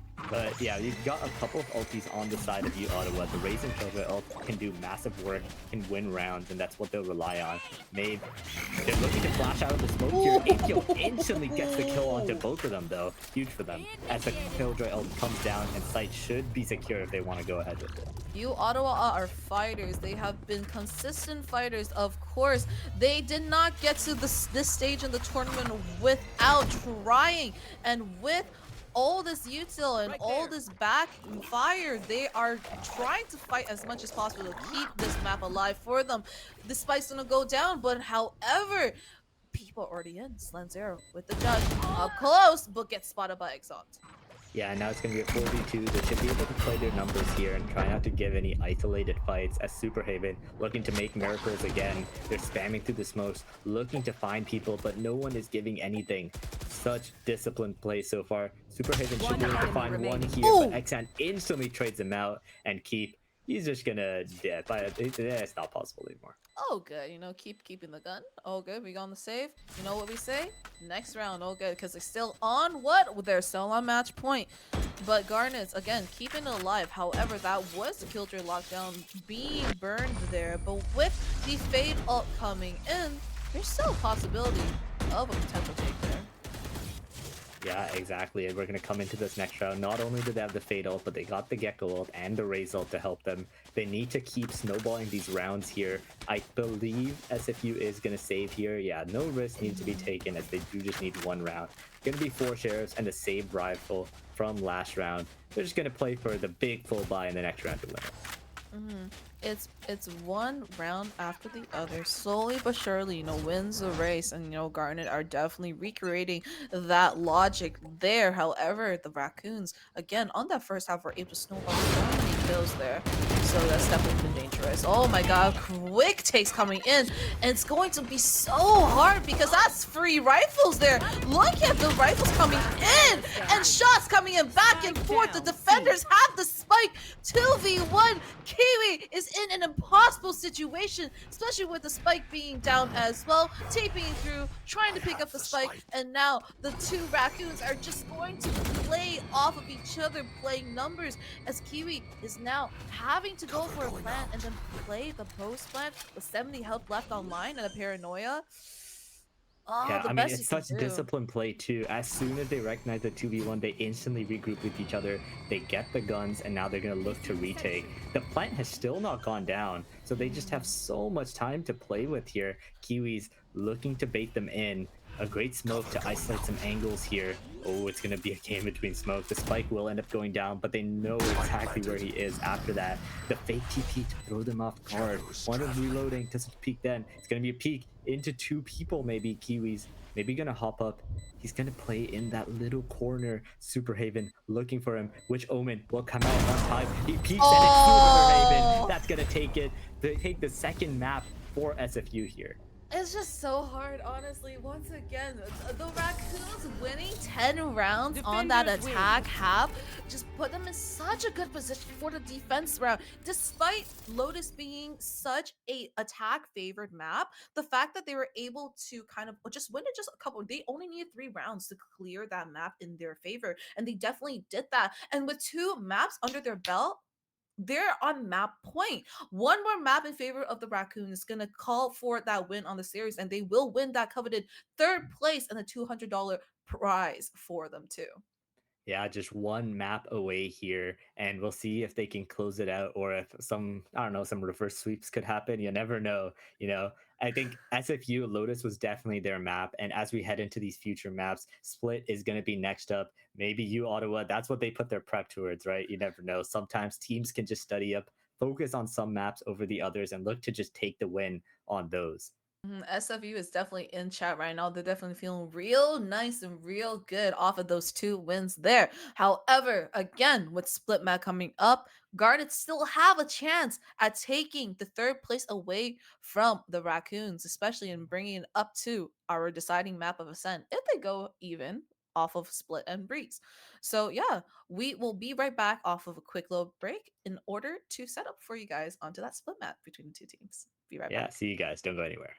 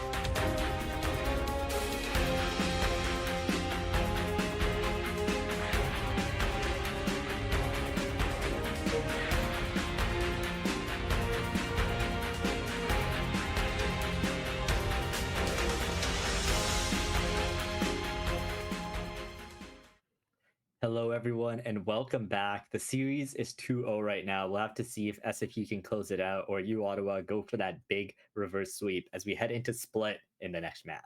Of course. And while we're at it, let's take a little moment to thank our sponsors for today, BMO and TELUS. We did BMO the last time, so let's take a look at what TELUS has to offer for y'all. Yeah, and if you guys have not heard of TELUS Arena, this thing is crazy. It's the best place for Canadian gamers to play and improve their skills from free coaching from the pros or competing to win thousands of dollars in prizes. Whether you're a casual gamer just looking to learn or a pro gamer looking to win, there's a place for you at the TELUS Arena. And they've got monthly events across a variety of games, so there's always something going on. So make sure to join the TELUS Arena Discord and stay updated on all of their activities. And speaking of activities, thank you so much for BMO and TELUS for sponsoring us for the prize pools between the games COD, Valorant, Overwatch, and of course, we also got something for you guys to participate in. Remember to put in the chat hashtag CIE 2024 for some prize draws, and we got some Riot gift cards, Valorant gift cards, got some points and stuff for you guys for all of your skin shopping needs. So make sure you do the hashtag 2024 and we'll make sure to walk you guys through the process if you guys do end up winning through Discord and to claim your prize. Yeah, I can't wait. I'm going to be entering that too. So make sure all of Oh you guys enter yeah. as well. But Mhm. yeah, back onto that series. We are heading into split for map 3. SFU really close game 1, and then they kind of stopped him in Lotus. So we'll have to see how split goes here. Maybe uOttawa, they spent their time starting up on this map, and they're looking to take the sweep right back. Maybe it's like a slow startup, or maybe maybe just SFU has just been adapting, as you said in the first map, super quickly to you Ottawa strats and agents. And let's take a look at the lineups that are coming in for tonight on to split our third map of tonight in the series between University of Ottawa Garnets and the Simon Fraser University Raccoons. Split's coming in quite the good map for Sentinel pick here. We got the Cypher coming in really classic, and also the race picks coming in too. Classic as well. Love to see it. Yeah, people usually switch between either double controllers, sometimes going for the Sentinel, but I am a huge proponent of the Sentinel, especially the Cypher Oh on Split. yeah. So many ways just to rat, and you know how Sponge Elf is with the shotgun, so I'm sure we're about to see some disgusting clips this game. Mhm. As, yeah, Omen, the preferred controller, usually people love Sky on this map as well, and double duelist is pretty common, so we'll see if it's the raised jet that ends up coming out. Oh my god, is that a hover on ISO I see? I have not seen ISO yet on this map. Thank God, I was gonna say. However, I am definitely looking forward to your analysis, Karthik, on the Cypher plays, because as a Cypher main yourself, you got some nasty angles. You know the lineups there, so you definitely got that insight there for you too. And with the lineups now almost secured and going into split right now, we got Omen, we got the Rays coming in, we got the Jets coming in too, and it's looking like pretty much a mirror matchup between the two teams. Yeah, and as a reminder for anyone who just tuned in, we are on game 3. It's 2-0 to SFU right now. They're looking to take it home in 3 games while uOttawa looking to bring it back. And yeah, I believe it is just a mirrored comp for both of them, so it's just going to be purely about the skills, who's going to come out on top. And of course, do not forget the fact that this is a fight for third place in the tournament right now with the prize money of $200. 200 smackaroons for you. And yeah, let's take a look at who's going to take it out. But with the Raccoons on the defense side, Split is more a defense-sided map, especially with the fast rotates coming through the mid as well as from the CT side. So I am definitely looking forward for Raccoons to potentially recreate the success they had on Lotus, potentially going for a 10-2, or just as many rounds as I can onto that defense side, especially with the Cypher hold on the Sentinel. Yeah, they're looking at a 3-2 split on the side of uOttawa. Keep gonna go in the instant entry onto Raps, but there's 2 people waiting. Xan with an instant kill, APL with another follow-up, and their A flood is instantly killed off. Maeve breaks the trip, and they know Cypher's nearby. They're gonna look to hunt him down, but they don't know where he is. He's blinded. Super checks behind him, and they get the kill. 3v4 numbers in favor of the Raccoons right now. However, look at the site control. Clearing out B-Main as well as with the Heaven close control. Playing super aggressive is the Omen, is Super Haven to try to get the numbers down even out there. And look, with some exchanges coming in, Blind coming in, looking like Super Haven's pretty super dead right now. There you go. 3v1. Maeve is by himself. And oh, it's just so hard. It's just being played perfectly by the defenders right now. Yeah, great smokes, great nade, not giving him any opportunities. Looking to loop Heaven, but there's a smoke on the spike. There's just absolutely no way. He does get a kill onto XN, but that's just a consolation prize at the end of going down. Exactly, and that beautiful crunch onto Super Haven towards the Heaven site. Not just from the paranoia coming from CT, but as well as the crunch coming in from Male, the double up there, and just was able to secure so much of the site, you know, despite Super Haven trying to play super aggressive to even out the numbers there. Yeah, and Sponge Elf, he's got it. He's got the judge, and we thought he would. He's got a beautiful camera, looking at mid, looking at B main, knowing exactly where people coming from. He's got the full setup and hoping that they come into him. And both duelists looking to Wordums right now. Sponge Elf definitely playing the Daz Nerf cosplay right now with the judge on the Cypher, and Exante holding really aggressive angles right now, trying to push out and find a little bit of information. Spots out Slenzera, knows that there's a lurk player towards the 8th side. However, the Wire's gonna get spot out towards mid, so they do know there's also some mid presence. But with the smoke there, it's gonna deny some of that information as they don't know exactly the number of people pushing from mid. Yeah, they see that the Cypher's lurking around somewhere, so they're gonna switch their angle all to go A here, and it's gonna be the Rays looking for the first contact onto them. They're just gonna look to flood out as soon as they get near ramp though. They're definitely going to be met with quite a few resistance, as well as Kiwi on the judge. However, Keep with the shots gets the judge, gets the Bulldog down. But Quisp trying to find as well a couple shots there. Knows that someone's pushing from the CT side, but just the timing is just not there. They know that they could have pushed up towards screen, but now with 4 people left alive for the retake by the Raccoons, the Garnets looking to play aggressive. Sponge Elf! Oh my god, welcome to Dazzler's cosplay, the best fan. Maeve is not missing the shots. Exalt gets the kill with such a trade. But APL again with the backup there, and now the Raccoons take the second round on defense on split. Yep, they made sure to just keep their guns. Even the Bulldogs that did get taken down, they weren't able to go pick it up as they just flooded site. And they just retake together. The judge does so much work when there isn't full shields on the other side. So he was just going full Dazzler mode on them. And it was just a clean retake there. But now, guns coming in for uOttawa. That's definitely a predictable round from the two teams right there. They did know that, you know, Raccoons are going to go for that force. So the Garnets were kind of slotted to lose that round. But this next round coming in, with the buy rifles coming from the Garnets, it's going to be quite crucial if they can convert this bonus from the Raccoons. You know, they're going to be put in such a good position while the Garnets going to be left in the dust, really, really broke and having to go for a save. Yeah, some action B main. They're gonna look to flash peek here. Maeve is caught out. He's gonna most likely end up how is he still alive? Not sure.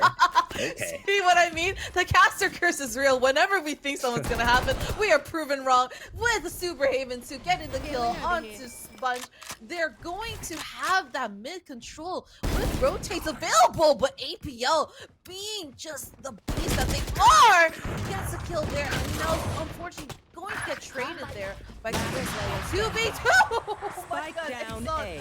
With the op online, and Keep is by himself trying to isolate fight. Exxon with the op has the operator, and with knives available as well. This 2v1 they're gonna play this situation. nice and slow. They know that Keep has to plant here, but he is holding 45 seconds, tapping the plant, waiting for the peak, looking to isolate a fight. He's gonna look for the safe plant now. Exxon, he's looking. Oh, no way! He's shooting. Oh! Goes through the legs somehow. Keep is not gonna live though. Kiwi's gonna pick up the kill. Oh my god, can you imagine that shot connecting there? I am imagining, and it would have been super, super clean. But with Kiwi as well as Exxon there, you know, still alive, or sorry, Kiwi as well as the Jet, they're still alive. You know, bringing the 3-0, replicating their success there on Lotus on the first half. It's looking Yeah, quite Accent, clean. I love the aggression from him. He buys the op on the bonus, is willing to use his nice to make sure the round is converted, and now their eco is in such a good spot. You see light shields all over the place on the side of SFU. Going for the full save, quite the detrimental round. The buy round for the Raccoons there as uOttawa are now in that position. You know where SFU was back in Lotus, but all good. It's all good, guys. All good. You know, it's all right. 3v4 in favor of the Garnets right now. As I believe I'm casting and saying that uOttawa is SFU and SFU is uOttawa, but I'm wrong. So I'm gonna trade it back. Little bit But of yeah, a with slow that, brain. they're gonna slowly inch up B main. Kiwis is waiting for them. Gonna go for a little jump peek. Gonna, I believe, only see one of them. The smoke is gonna help them get onto site. They're dashing in. Kiwis hiding in the smoke. He has the rifle. He needs to go big here. He's still just staying alive. He finds Seb. He knows someone on site too. Exile with the great kill. Takes up the second on the turret. This man is crazy. Switches back over to the op, and now it's gonna be a 2v2. They still need to plan. 3v1 situation, and with the main one shot away from death, Kiwis can clean it out like the janitor that they are, and defenders win another round 4-0. Again, uOttawa is gonna need to get as many rounds as they can on the defensive side once they switch over to put them in such a a better place in general for econ or just for rounds 1 or to win this map off of the Raccoons. And with the two maps being taken away by them by the Raccoons, Garnets are definitely looking for some revenge. They're looking for some retribution, and I'm definitely seeing that they've found it right now with this 4-0 scoreboard. Yeah, SFU's like, all right, let's rush A. They're just going for it. They're gonna flood out as you got the ciphers that are completely set up waiting for them. One of the tricks gonna be taken down, but a deeper one still left up. They're gonna just hold on to heaven control, just kind of give sight. Nate is not spotting. Because he's looking for a pick here, not able to get anything. No one coming into his smoke as the plant does end up going down. And now Seb's gonna go for that plan. 5v5 now, full retake online for the two teams there. Oh my god, the timing on the cage here. Unfortunately, Maeve actually gets a pick onto Sponge. Really well done. But Kiwi got the showstopper online with majority of people on site. This could be a really huge ult coming in. Why? There. Oh my god, the flash! He's flashed as he goes in. Kiwi's now flashed again. Oh my god! Left and right. It's gonna be keep holding it down in a 1v2. A kill with a beautiful off angle to gonna take him down. Yeah, ABL with that TP on and just not expecting, and they're able to secure this next round again. Op still in hand of the Garnets as well. Defenders winning a 5th round off of the Raccoons there, and their econ is just doing absolutely immaculate. Exxon with 6.3k, but on the other side, Raccoons econs are in shambles.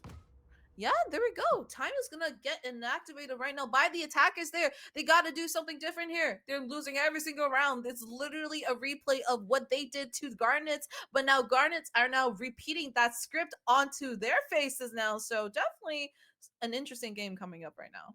Yeah, looks like they spent their time studying Split instead of Lotus, and it is showing. They're going to look to try and take this map. Well, a much needed timeout for SFU. They're going to try and figure out how to get past these setups, how to get onto site and actually keep the post plan, because they've gotten the spike down several times. They've been able to get through with really good execs, but they've just been destroyed on the post plan, and they need to try and figure out, like, can we get like a mid lurk coming in? Can we have someone lurking in from the other site? Do we want to just like speed up the round, try and push them into their spawn? Strats like that to try and catch them off guard, try and get some rounds for them.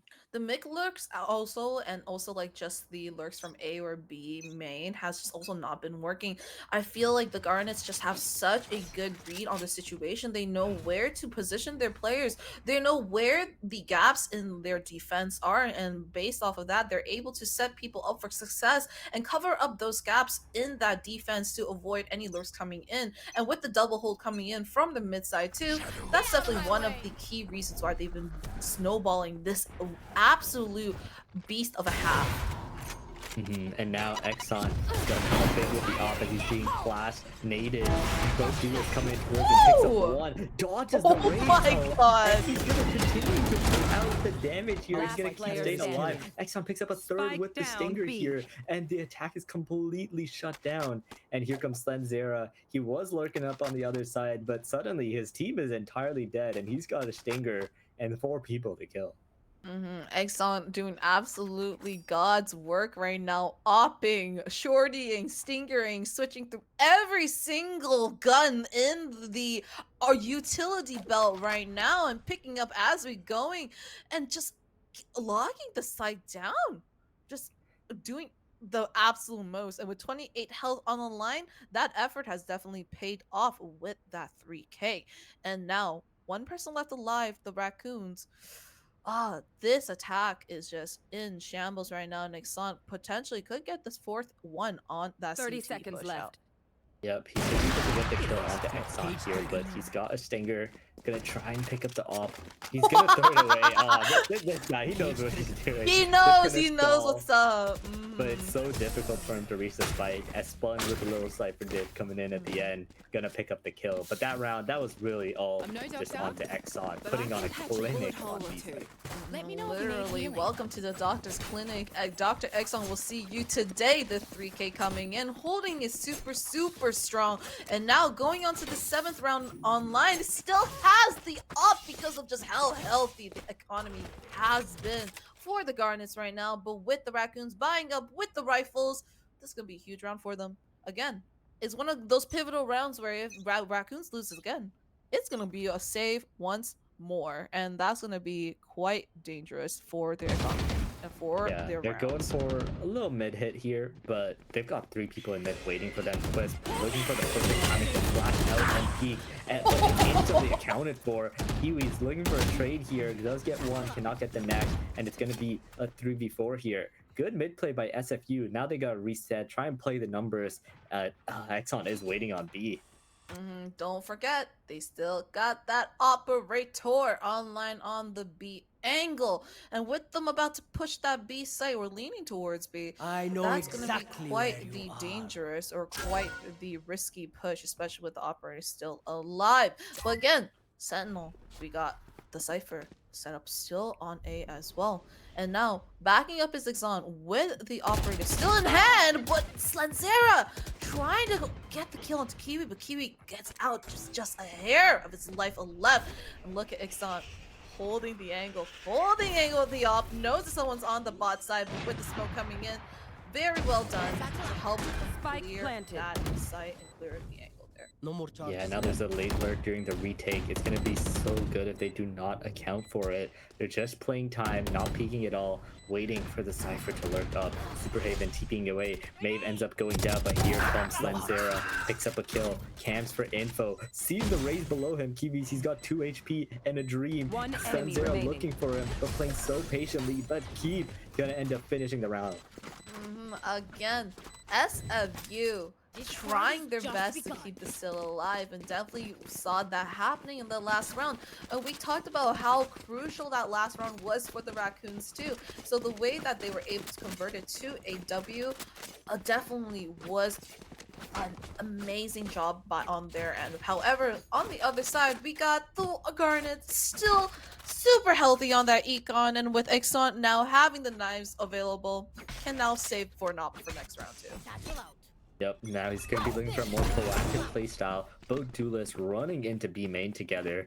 Can they clear the corners? Do they know? The nade actually going towards it, but not really clear him out of the position. He just checks Superhaven. He picks up one. Does he expect Exxon? He dashes towards him. Exxon cannot pick up the kill. Superhaven with the huge plays onto B main as now they got And Slenzera with the hand, with the op in hand too, gets a kill as well. However, with the troops coming in, not being broken down, Slenzera is just being tagged up, but all good, A-okay, since side is online.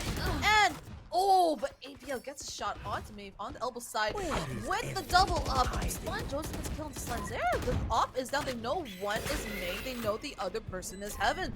They have that information. Oh my god, but Seb just has the shots coming in, and APL's looking to isolate those fights as much as possible.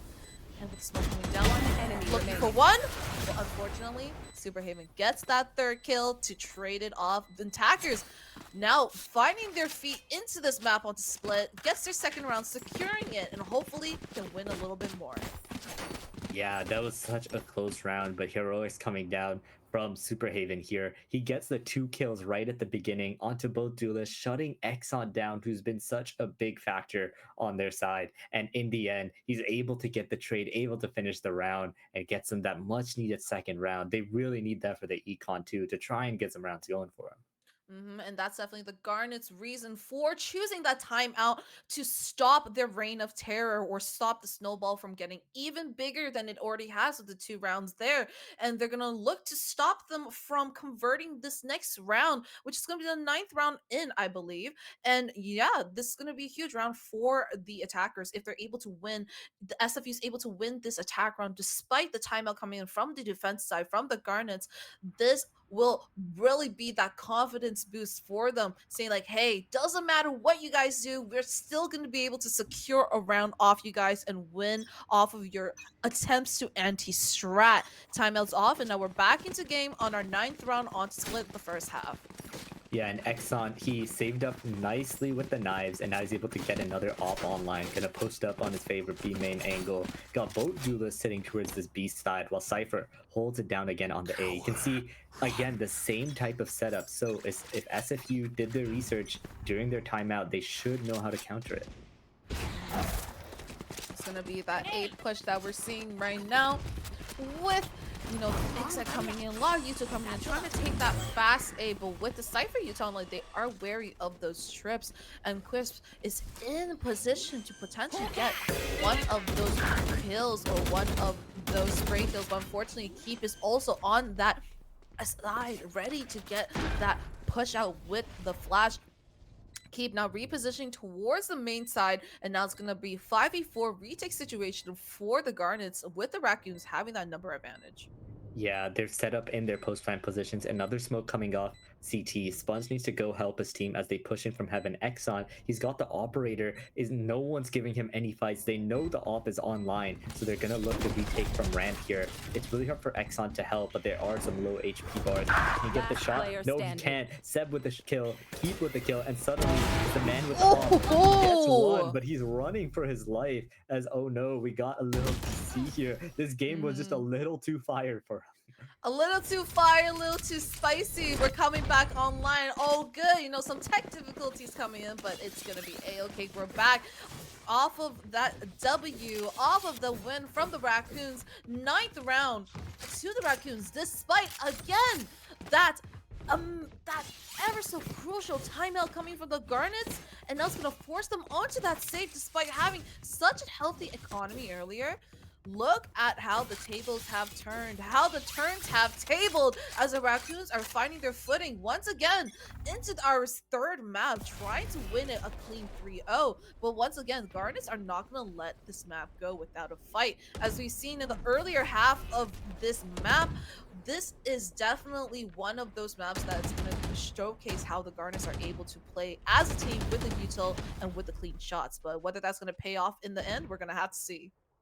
Yeah, and Exxon, he doesn't have the operator, a little baby up with the Marshall here so far. They are going to slowly be coming towards him, and you're going to have to be a lot more accurate as Sponge. He gets another kill with the shotgun, but Exxon, he just don't have that same firepower with the op. As he's being surrounded, he's getting out, and they're getting the B heaven control.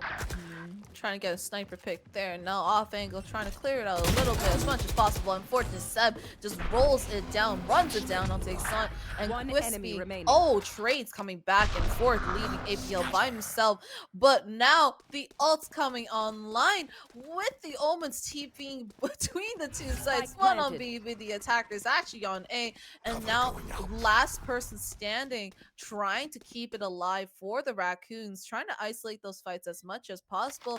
But APL, trying to play it safe, doubling up with the other teammate on the Garnet as a retake. is potentially Yeah, and he possible. TP'd Heaven here, trying to get an off angle, and it should be planted for it. They're just looking for him, taking their time. They're gonna be grouping up together here. A smoke is Oh! with a great timing on the peak here, and now it's just gonna be up to Sponge Out. He has no cages. He's gonna have to stick it in front of him. Some jiggle feed. Super Haven playing with the food, picking up the quad drop with the clutch.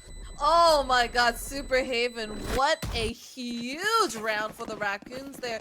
Even though the Garnets were on that save and they can buy a glass cannon up on Exxon's side, the fact that, you know, the timing on Super Haven's ult to go towards the A side, knowing that the other two were on the B, that game sense as well as just that awareness and decision making was definitely crucial in, you know, winning that last round off. But now Exxon, we saw how deadly Exxon was with the up, but with no shield. This glass cannon op is going to be a make it or break it play coming in from this team. They found my wire. Yeah, and it looks like they're going the exact opposite way, so unlucky for him as they're coming into Sponge. He's gonna try to go big here, gets one, but instantly traded by Super Haven. This man is on point with the trades these rounds, as the site should be theirs. And Exxon unfortunately wasn't able to play a perfect op angle there, but Olga trading it were the showstoppers between them, and APL also finds another one on Sledzera. And oh my god, Exxon, you are disgusting with that op. 3v1, Exxon holding on the angle from Heaven, hoping to find something, and does end up finding Seb at the end, allowing that clean retake to come in from the University of Ottawa, as they're able to also keep the op going into the 11th to 12th round of this half. Yeah, and that was really big that the op was actually able to get some kills there. They did a great job of not giving fights to it before, but they peeked out a little bit left and right now, and it ended up being their downfall as Exxon, the glass cannon op, picks up 2 kills, and now we're going into the last round. Basically full bias coming in from both teams, some light shields here and there. Little bit of a little sparse buy coming in from the Garnets, but a-okay. With that off, we see how Exxon was so deadly with it. I do not doubt they'll be able to pick 1 or 2 off of this next round. Again, last round in the half, Raccoons are looking to solidify or to maximize their rounds on this attack half right now. Despite this being a defense-sided map, you know, the more rounds you get on attack, the better it is. And with Keep now showing a little bit of presence, has moved out the trip is gonna go up, but with 3 people on site, almost 4, it's gonna be looking real tough to get that beat take. Scout destroyed. Yeah, and they see the Cypher trip B main and instantly walk away. They do not want to go into that setup, so they're gonna reset this round and try and look mid, maybe A, but A is where the op is posted up. APL, aware that there could be a mid flank or a mid lurk, is holding it, doubling up with Quisp. Now, Super Haven. 1, 2, 3, going in. Trades coming in, and Quisp ends up finding 2. But Kiwi, unfortunately, goes down by Super Haven. Oh my god, we know Super Haven just been hitting those shots super crazy. And now trying to go for as much as a fight as possible towards Cypher. You know, Sponge by himself there and gets picked up by Super Haven with the 3rd kill there. 2v3.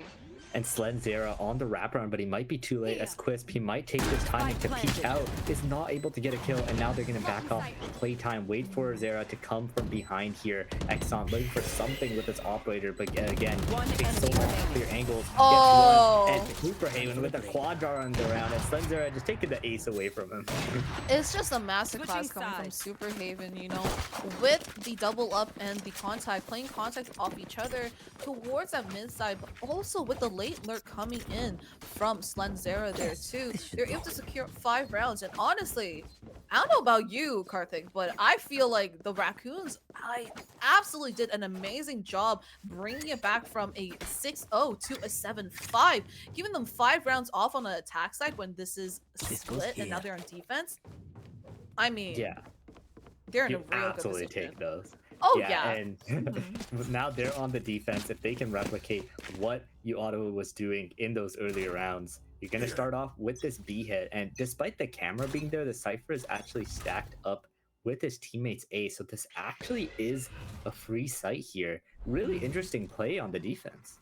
They're trying to predict it, usually Cypher does have a better hold towards that B site, but so stacking up and doing full retake B was definitely a gamble there, and however that gamble did not play off, which means that the Garnets are able to get a free site plant there, as now it's going to force the Raccoons to have to go slowly but surely, methodically, and very, very slow, as we said, to try to clear it up. And look at how they're doing it so massively right now.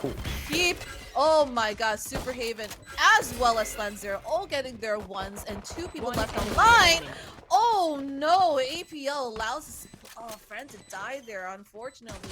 There's going to be 1 person left alive as everyone is now just peeking APL, and Slenzera cleans it up with a nice 3K. Yeah, a clean retake coming there as they're able to group up and take position after position together, while there was just a lot of people not quite playing together on the offense, so pretty easy retake coming across. Still 3 people left alive, and that was a must-be round for them. Now it's 7-6 coming into the second half, and they should be able to get another, but we got the good old Stinger Force again. Definitely a interesting round there, and very smart round there too, despite the gamble to stack on that A site and play retake B. The way they played retake B was really, really smart. They're able to double up together. They didn't leave a single person kind of alone to take an entire kind of angle by themselves. They always had the trades and play contact together, so definitely was able to capitalize on that kind of positioning in order to secure that round and secure those kills to give them that kind of numbers advantage. And now that they're going for that B push again, Slenzer is going to be in position. However, it's going to die to Kiwi. Doesn't even matter on that side as they're going for the fast take onto B side and planning for that main. Yeah, the pace coming out from Kiwi there, catching him off guard, and he ends up going down. And now, let's see if they can replicate that retake that they did last time. They have plenty of time to get into their post-plant position. The nade come down to clear hill. Boombot easily taken care of. Flash coming in, they're going down. Can they track where Quisp is? Are they going to check the angle? They are. Seb gets the kill on him. Sponge gets a trade back onto him. And the cage stalling for time. Are they going to go through it? They're going to wait it out. Sponge sitting on the left. He has the offense. Look, easily taken out by Uphaven. And 3 kills in an instant. Now it's down to X10. And he's going to end up going down. The retake could not be replicated in the end. That hold is just so smart, despite they did play really smart and not kind of pushing that cage and waiting to come down, but with the double up towards the cage, knowing that they're probably waiting that cage out, 2 people watching it from that pillar side definitely was able to hold it down a lot nicer, and APL, securing that fight as well between APL and Exxon, the last 2v1.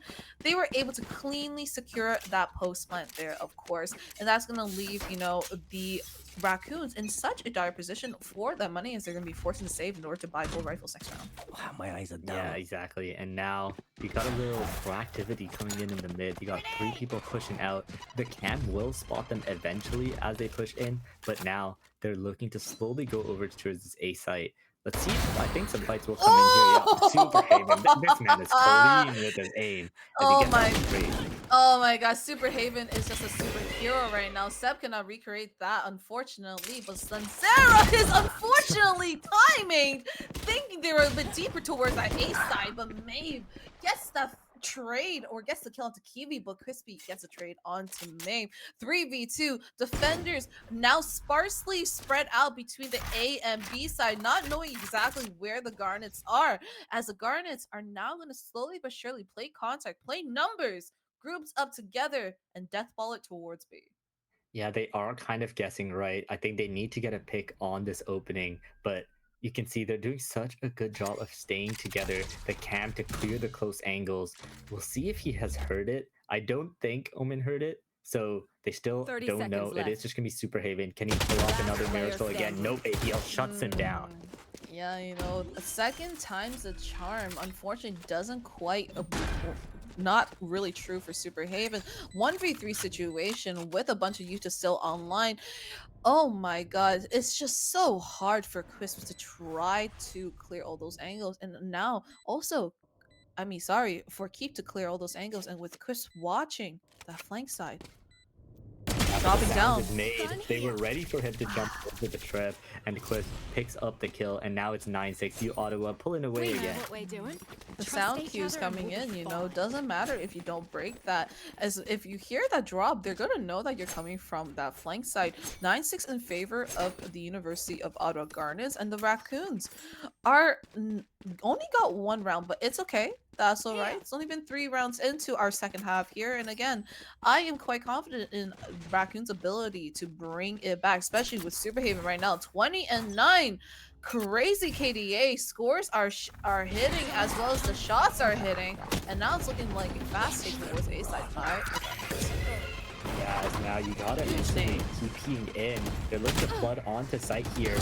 Says, oh, he does end up going down, keeping Superhaven, getting a kill each. They're able to defend the site from the onslaught, and now they're looking to just slowly work up ramp, look to get some kills back in their favor. APL doesn't get spotted by the dogs, slowly but surely making their way up towards the heaven side once again, as flashes are coming in to try to clear as many angles as possible. Quips gets a kill onto Seb. However, 3v4, they're able to rotate from that mid side, but Slenzero is in position, especially with that trip there, to try to clear them out too. Gets one, gets the second. What an angle. Oh my god, what an angle, what a play. All the game knowledge is definitely there. Yeah, and that just completely breaks the round for them. They knew they were about to rotate. They were able to kill APL to fit the round. That was just so well played that, like, as soon as they got the first 2 kills, that round was just over because they come in from spawn, they come in from mid, they cut off the rotates, and just encircle them like a snake.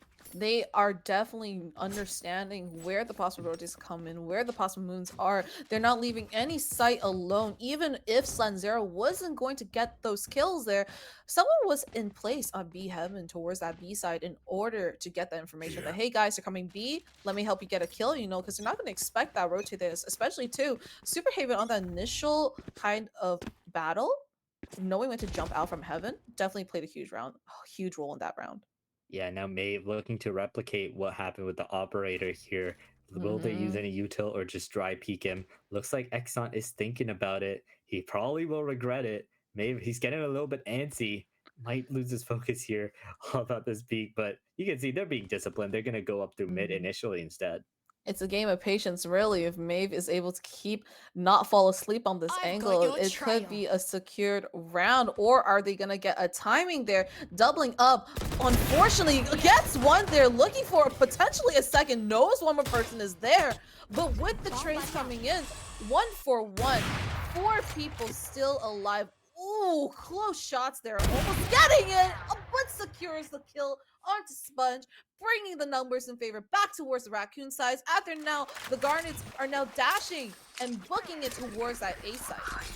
Yeah, and now the Cypher is going to come in. They know it's going to be an A hit. Keep has to go big here. He's hiding behind, going to be patient. Will they clear him? No, the plant's actually going down. They think the site is safe. He's here with the backstab though. Gets the kill on the Keep, and suddenly APL does take down Superhaven, but he has to check the site. He doesn't know where Keep is. He's going to TP out for now. Huge smoke coming in, but he's in clear of Slenzero 2v2 situation. Shots firing back and forth. Know that they're both towards the main side. Smoke's coming in, beautiful coming in from main. Now holding it for the teammate. 1v2 gets one, looking for the second one. Unfortunately, knows that they're heaven side, but just playing time. The timing is just not there. 1-2, Kiwi secures it with the jiggles and gets attackers their 10th round win on Split. Yeah, that round was so close there. It really came down to the millimeters, and in the end, he was left to defuse in front of the Heaven player. Not much you can do there. And yeah, Ottawa, they're trying to pull away. SFU are coming in right behind. We'll see if they can pull it over the finish line. Ottawa still has consistently held their advantage, held those rounds away from Raccoons.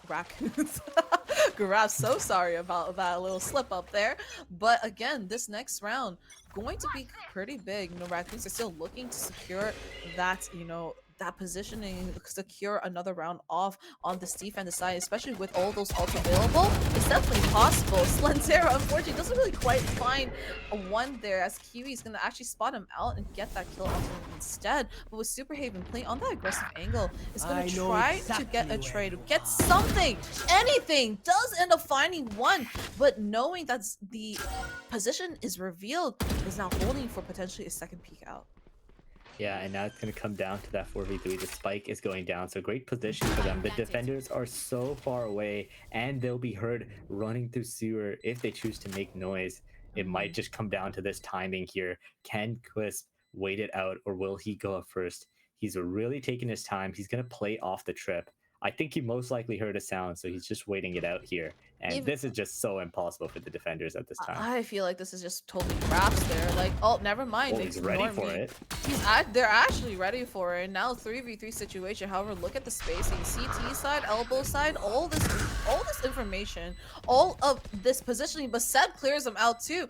2v3 situation. However, Showstopper's still online to hold them back and secure this round for them. No time left online. They're gonna just have to go for those exit frags as much as possible.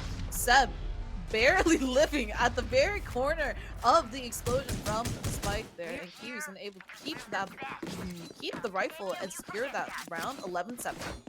Yeah, and uOttawa, they got 2 more rounds. They're almost there. SFU, they got to try and figure out what they can do to make the difference. They're getting these plants down, but they're just like not able to make the difference in the end.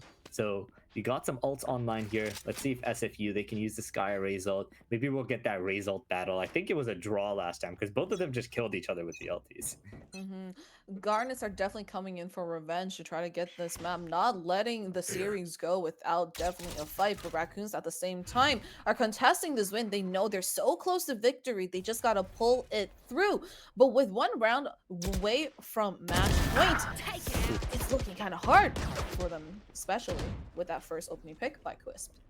Yeah, and onto the Cypher as well. Getting the Sentinel down so early is so big. Really makes those site hits easier. They spot Seb mid as well, and now they're going to take control. They're going to go through vents, maybe attack A, or look back B. They know the Cypher is down, so they could technically hit either side here. But looks like it's going to be a collapse towards that B side. Look at the positioning there. With 3 people coming out towards the B side, they catch Superhaven off guard. No utility able to really give them any heads up that someone's coming out. And Plants can come out and keep with the judge. Try his best to try to play off of that angle on stairs. Hopefully someone can peek out and play a little bit aggressive, but not looking too hot or not looking like that's going to happen. Yeah, Quisp looking for another timing here. Exxon, he's kind of soft holding it. We'll see if he lets in time. His focus is not there as Seb gets the kill, and now the retake is up to them. He is going to be able to get in close range if he wants to use the judge. They're both clearing out the corners. I think they're spotted in E main. Do they know about the Heaven Lurk though? They're getting onto the spike. The castle! Kill. Keep trades it back. And now it's going to be a 3v2, 3v1. Quisp just popping off to get them the win. Oh my god, once again, we said, you know, the Omen, both of us just like, the Omen, I was kind of like, meh. But honestly, in the hands of the right person, it is definitely super deadly. APL playing mind games, TPing, ulting, and then after canceling in order to play that timing when they're pushing onto site with the rest of the teammates pushing B, like, or on B main, like, that was crazy timing. And now they secure that round 12-7 in their favor, or 12-7 in their favor, and it's definitely looking really, really hard for the Raccoons right now. They are literally 5 rounds away from evening out the scoreboard to bring it over to OT. On the other hand, the Garnets are definitely just 1 round away from securing this map away to bring us into map 4. Like, again, Garnets are coming for revenge, and we're definitely seeing that play out right now. Yeah, exactly. This guy's just an Omen master, right? Being confident enough to pull off that play is just insane. As he really just gets his team over the line. They're coming in with, okay, that's a close-up we didn't really need, but we'll take it, I guess. I like the piercing. Yeah, it's okay. All right.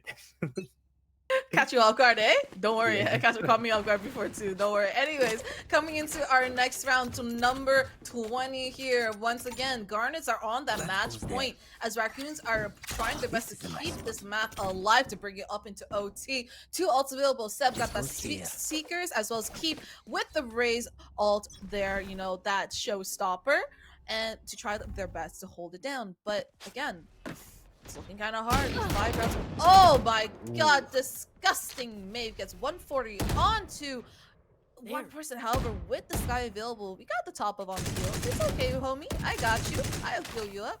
Come to the hospital. The Outlaw, I think, coming into play for the first time noticeably in this series, he ends up making he gets the kill, but does get traded out here. It's gonna come down to a 4v4. There's still Raze ultis on both sides here. They're trying to figure out where exactly to go. They have really good ramps control, but the cam should see them. They spot up. Beautiful ult by Keep to get the kill, making it a 4v3 now.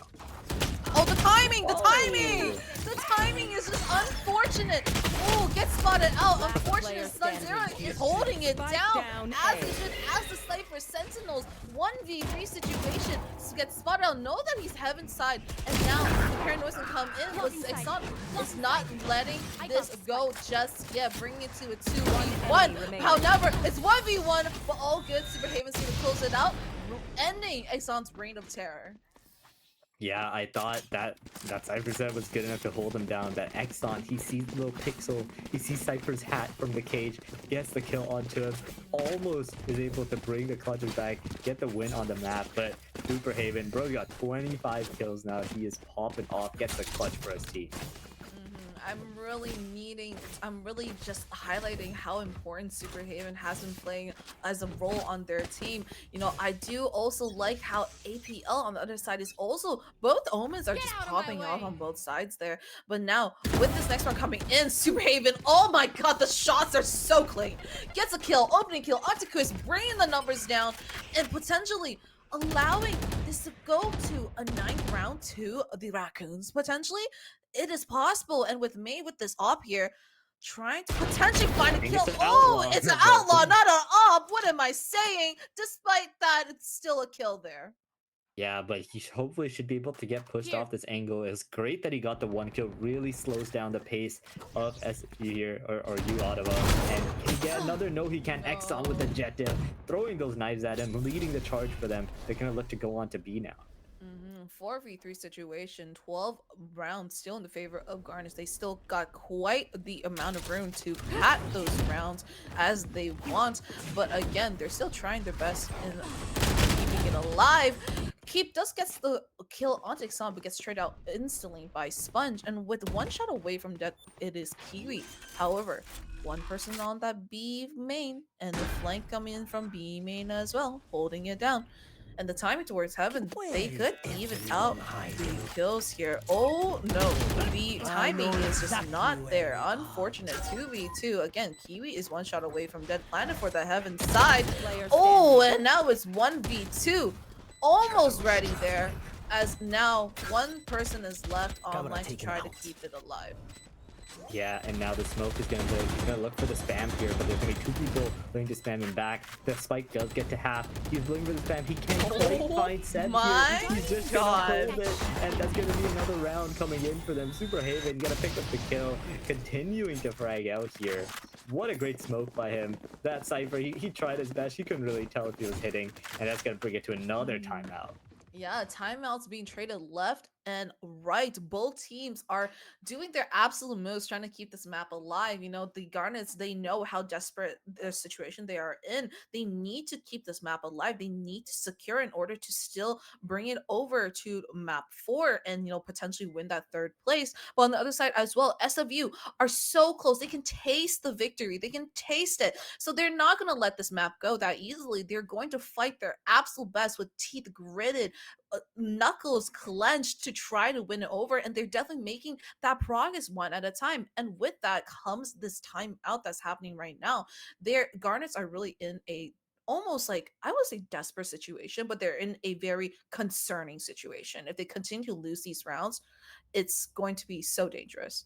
Yeah, and another great close up here from our amazing observer, really showing the details in her eyes there. But Mhm. yeah, can't focus on this when we got a crazy game on hand here. And yeah, Mhm. like you said, they just need one round, but it's not over till it's really over. We see the trips again from the Cypher that are made to block the dashes. They know the duelists are just jumping in to heaven, so he's going to catch him off guard with that. It was great Mhm. to let him anchor the site before. We'll see if it works out again as the entire team is coming towards him.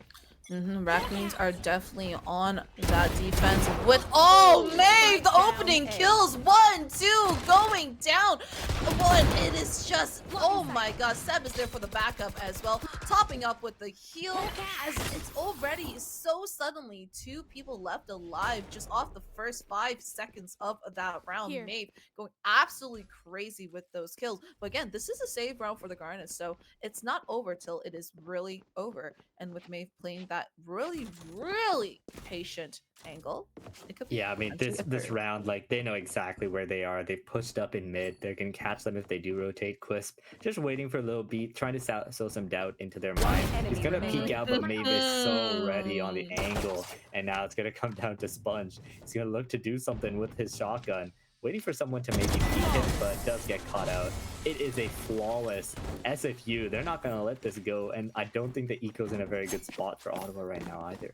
It's just absolutely amazing. Maeve as well, not even bothered by that, just keeping it alive with that 3K with the Outlaw. Again, guys, Outlaw 140 on that body, and it's with the full save and the light buys, it's still just like it's almost like an op at that point. So Yeah, well, he's upgraded. He got the up this time. I like it. I like it, Picasso. I like it.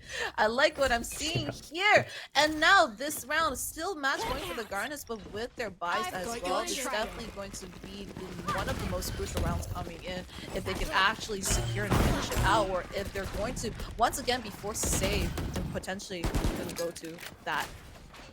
Oh yeah, and now they're just gonna look to retake together, not lose any fights on the site hit, and they've got their heaven control, right? They know there's not gonna be some crazy alerts coming in from anywhere else, and they're gonna take their time. Not really any ults to work with. They're gonna look to get this ramp control, a trip waiting for them as they do. And you got late flank. Ooh, Sponge out with a shotgun. Oh my he doesn't god. want to shoot it. Oh, they know the judge is there. They know. There we go. That's 1, 2, 3. And looking for the last person, APL by himself. Unfortunately, Seth to spot him out. It's gonna be another round taken by the Raccoons. 11-12, we are in the potential last round of this map here to bring us into either OT or a finish by the Garnets there. Oh my god, and let's take a look at that money as well. Hello? Oh, don't look. It is so impossible. It is so hard against all odds. The Raccoons are back. They are bringing it back home. They are going to potentially close it out, and with Maeve on the op angle and now keep with the Outlaw. I mean, what am I watching? Tell me. Yeah, looks like they're gonna go back to the default here. They tried back-to-back just team A hits, and it was double flawless. So they realized, let's not rush into them. Try and take it slow. Look for a default, but that B main, the op is set up once again. Eventually, if they do end up going to it, it could spell trouble for them. But here's the also problem, Raccoons on that win streak, they need to play it nice and level-headed, nice and patient too. Get too ahead of yourself. You could lose this in the crucial round here. Both teams are definitely feeling the pressure here, especially the Garnets trying. They've been on match point for the longest time now, and Raccoons have just been, again, one at a time, taking that round away from them, taking their chances, their hopes, dashing away from them from each round that they're losing here. And Maeve, ever the patient person, unfortunately misses the shot. And the up angle coming from Keep and 3 people. Oh my god, Karthik! 4! Last person once Yeah, again. I mean, they were so ready for them. There were 4 people waiting, and 4 people go down. It's all come down to APL. He's hit some sick shots so far, but I don't think he'll be able to do it. Throw it off the corner. Keep doing some stylish moves here. Gonna bring them to OT. That's 3 flawlesses in a row. SFU is in their head. Welcome to Valorant Fashion Week featuring Raccoons. On that, we got the Stalin coming out too. Over time, keeping it alive, the Raccoons. Both teams are now on even footing. Even gun buys, pretty much. Minus the glass cannon all come from Exxon. We saw how deadly Exxon was with that. But more or less, oh my god, the Raccoons brought it back. We need to take a look at that match, the progression, the timeline after that. The amount of rounds. How many rounds is that now, Karthik? Like 8 rounds in a row that they won? Something like that. Something crazy. But yeah, it's definitely absolutely gonna yeah, and now with this attack have coming in by the Raccoons as Garnets are now switching over to that defense. Overtime first round. Let's take a look at how they play it.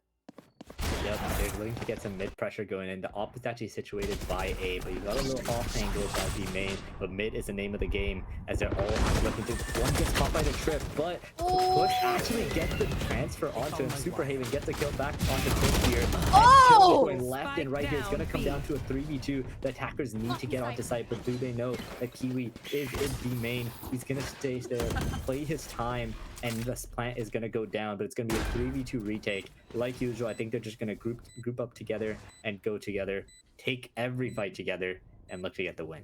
They need to play a little bit aggressive here. They do not have the numbers advantage at all, so they gotta try to even out as much as they can, especially with Seb. Look at this aggressive angle coming from the CT side, but with the bomb planted for CT and Heaven, and them having Heaven control, they know that they're going to be towards that CT side once again. Look at that, trying to get the fight here. Oh, but Seb, doesn't even matter if you have a shorty, I will kill you. It's a-okay, and Kiwi is gonna come out. Oh, gets such a clean pick. But Seb closes out attackers. Raccoons again. It's like the 8th or 9th round that they won. It doesn't even matter. The repositioning from CT up to Heaven to play the match point now in favor of the Raccoons. Garnets were on match point for 1,000 years, but now Raccoons are bringing it back again, not letting them take this without a fight. No chances, no cares in the world, just running it down. Yeah, and the glass cannon off did not pay off there. The all-important shot was missed, and that just made the round end instantly. But Maeve, he's going to be like, let me show you how it's done. He's going to try and go for the same thing, but he's going to go mid instead. But with the flashes coming in and the mid off and also being smoked off, it's going to be kind of useless there. So it's going to be forcing that repositioning, giving that mid control towards the Garnets there, as Raccoons are now positioning themselves from every single angle as they can. Now the angles will be taken, keeps them get one, looking for a second one, does find a second now, however, is trying to find a third, but gets traded off. 3v2, defenders are now not in the best position with the retake on the off as well, and the late lurk. Oh my god, Garnets are keeping it alive. It's gonna be a-okay. We got a series on our hands, ladies and gentlemen. Everyone in between. Overtime ×2. Let's go. Let's see if the glass cannon up on Exxon's hands is gonna recreate any success at all, or if it's going to be an unfortunate pick or unfortunate buy. Yeah, and that was just a crazy lurk by Quest. Really saved just the series for them, honestly, as it was looking kind of doomed, but he ends up picking up the slack. And now Exxon is going back to the good old tried B main position with the op, while the rest of his team plays pretty heavily stacked towards A, and so are Keith is going straight into Rams. No one there to get punished by the paranoia combo, but they are ready for when they hit side. 3 people waiting for them. Keep playing really aggressive right now. Raccoons are on that attack once again, but however, look at that rotate over to CT, as well as the hold on A side with the Cypher trips and everything. But at the same time, Slensera is on that lurk, but with Exxon playing that off angle towards B main, not allowing any possibility of a lurk to come in from the B main side. It's going to be quite the hard pick to choose which side they want to pick, A or B. You want the op or do you want the Sentinel? Yeah, and this late in the round, you're gonna have to dry peek a lot of angles, and that op is waiting for them to come. So Exxon, he didn't hit the shot last time, but he has to this time, misses it once again, and they know the op is here. They're gonna look to group up and try and use some Sky Uto, use some cages to get onto site here. Cage is gonna come in, block off the line of sight for Exxon there, but as well, there's still a couple people towards that main side. They're still alive, but look at the double back, 25 seconds on a line. But look at the response there too, with the tag coming up from the camera. Maves and gets spotted out. 17 seconds. There's no time. They have to go for a push, but with 2 people on site, it's gonna be such a hard hold there. 7 seconds. 6. Sponge is coming in. It's falling apart. The attack, one at a time. It's just being absolutely crumbling in front of the face of Garnet. University of Ottawa is switching sides. In the match point, bringing it over once again in their favor. Yeah, indecision really wrecking the hopes of the Raccoons there as, yeah, you know, trying to go from B to A that late in the round because the off, it just takes so long and everyone's waiting for them. They read it perfectly. No one really rotated and they had just ended up winning the round for them. And now, finally, we get it a round without the off. After a lot of off misses, they're like, all right, just give me the rifle instead. But it's, you know, Raccoons again on the defense side trying to keep it alive once again. But look at that lurk towards the B side. No one's really there to kind of keep it back. He doesn't get spotted out, get a little shots, little health taken off. A-okay, no worries. But look at that lurk towards the mid side. APL trying to clear corners as much as possible. Superhaven is in line. We saw how deadly Superhaven is with those shots. And Maeve, we said no ops, but look at it. He got the op. You know, proving you wrong once again. 1, 2, trading it off. 3v4 situation, trying to hold it A, but now it's looking like a recreation. Once again, one person still alive. 58 seconds, however, they got plenty of time here. Guess what? Gets 2. Slanzera, oh my god, holding it down for the team like an absolute fortress of a player. And now, again, triple OT. It's still being kept alive. Both teams are gritting at their team, trying to win this overtime, win this map off of each other, but no team is giving up, and I love it. We got a series, we got a game, guys, and it's definitely going to be exciting night. Yep, and Exxon, he's got the op and the B main angle. Let's see if the off shot hits this time. They're all going to be coming towards him. We'll see if they respect him. Use some Yuta. Yep, they do. The dog is coming in. Actually, the dog dodges the shot. Ends up going down now. But Exxon, he's being greedy. He's looking for more. Can he get away in time? He actually does. Gonna help.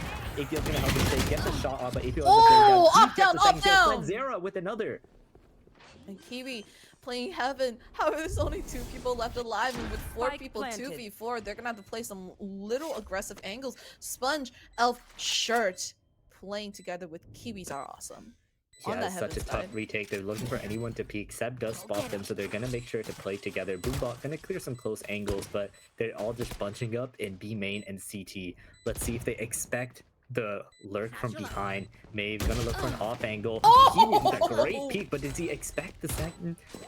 Now, it is planted for B main. They are lurking up from Heaven as well. First kill ends up going down. Keith gets another attacker's win. It's 15-14.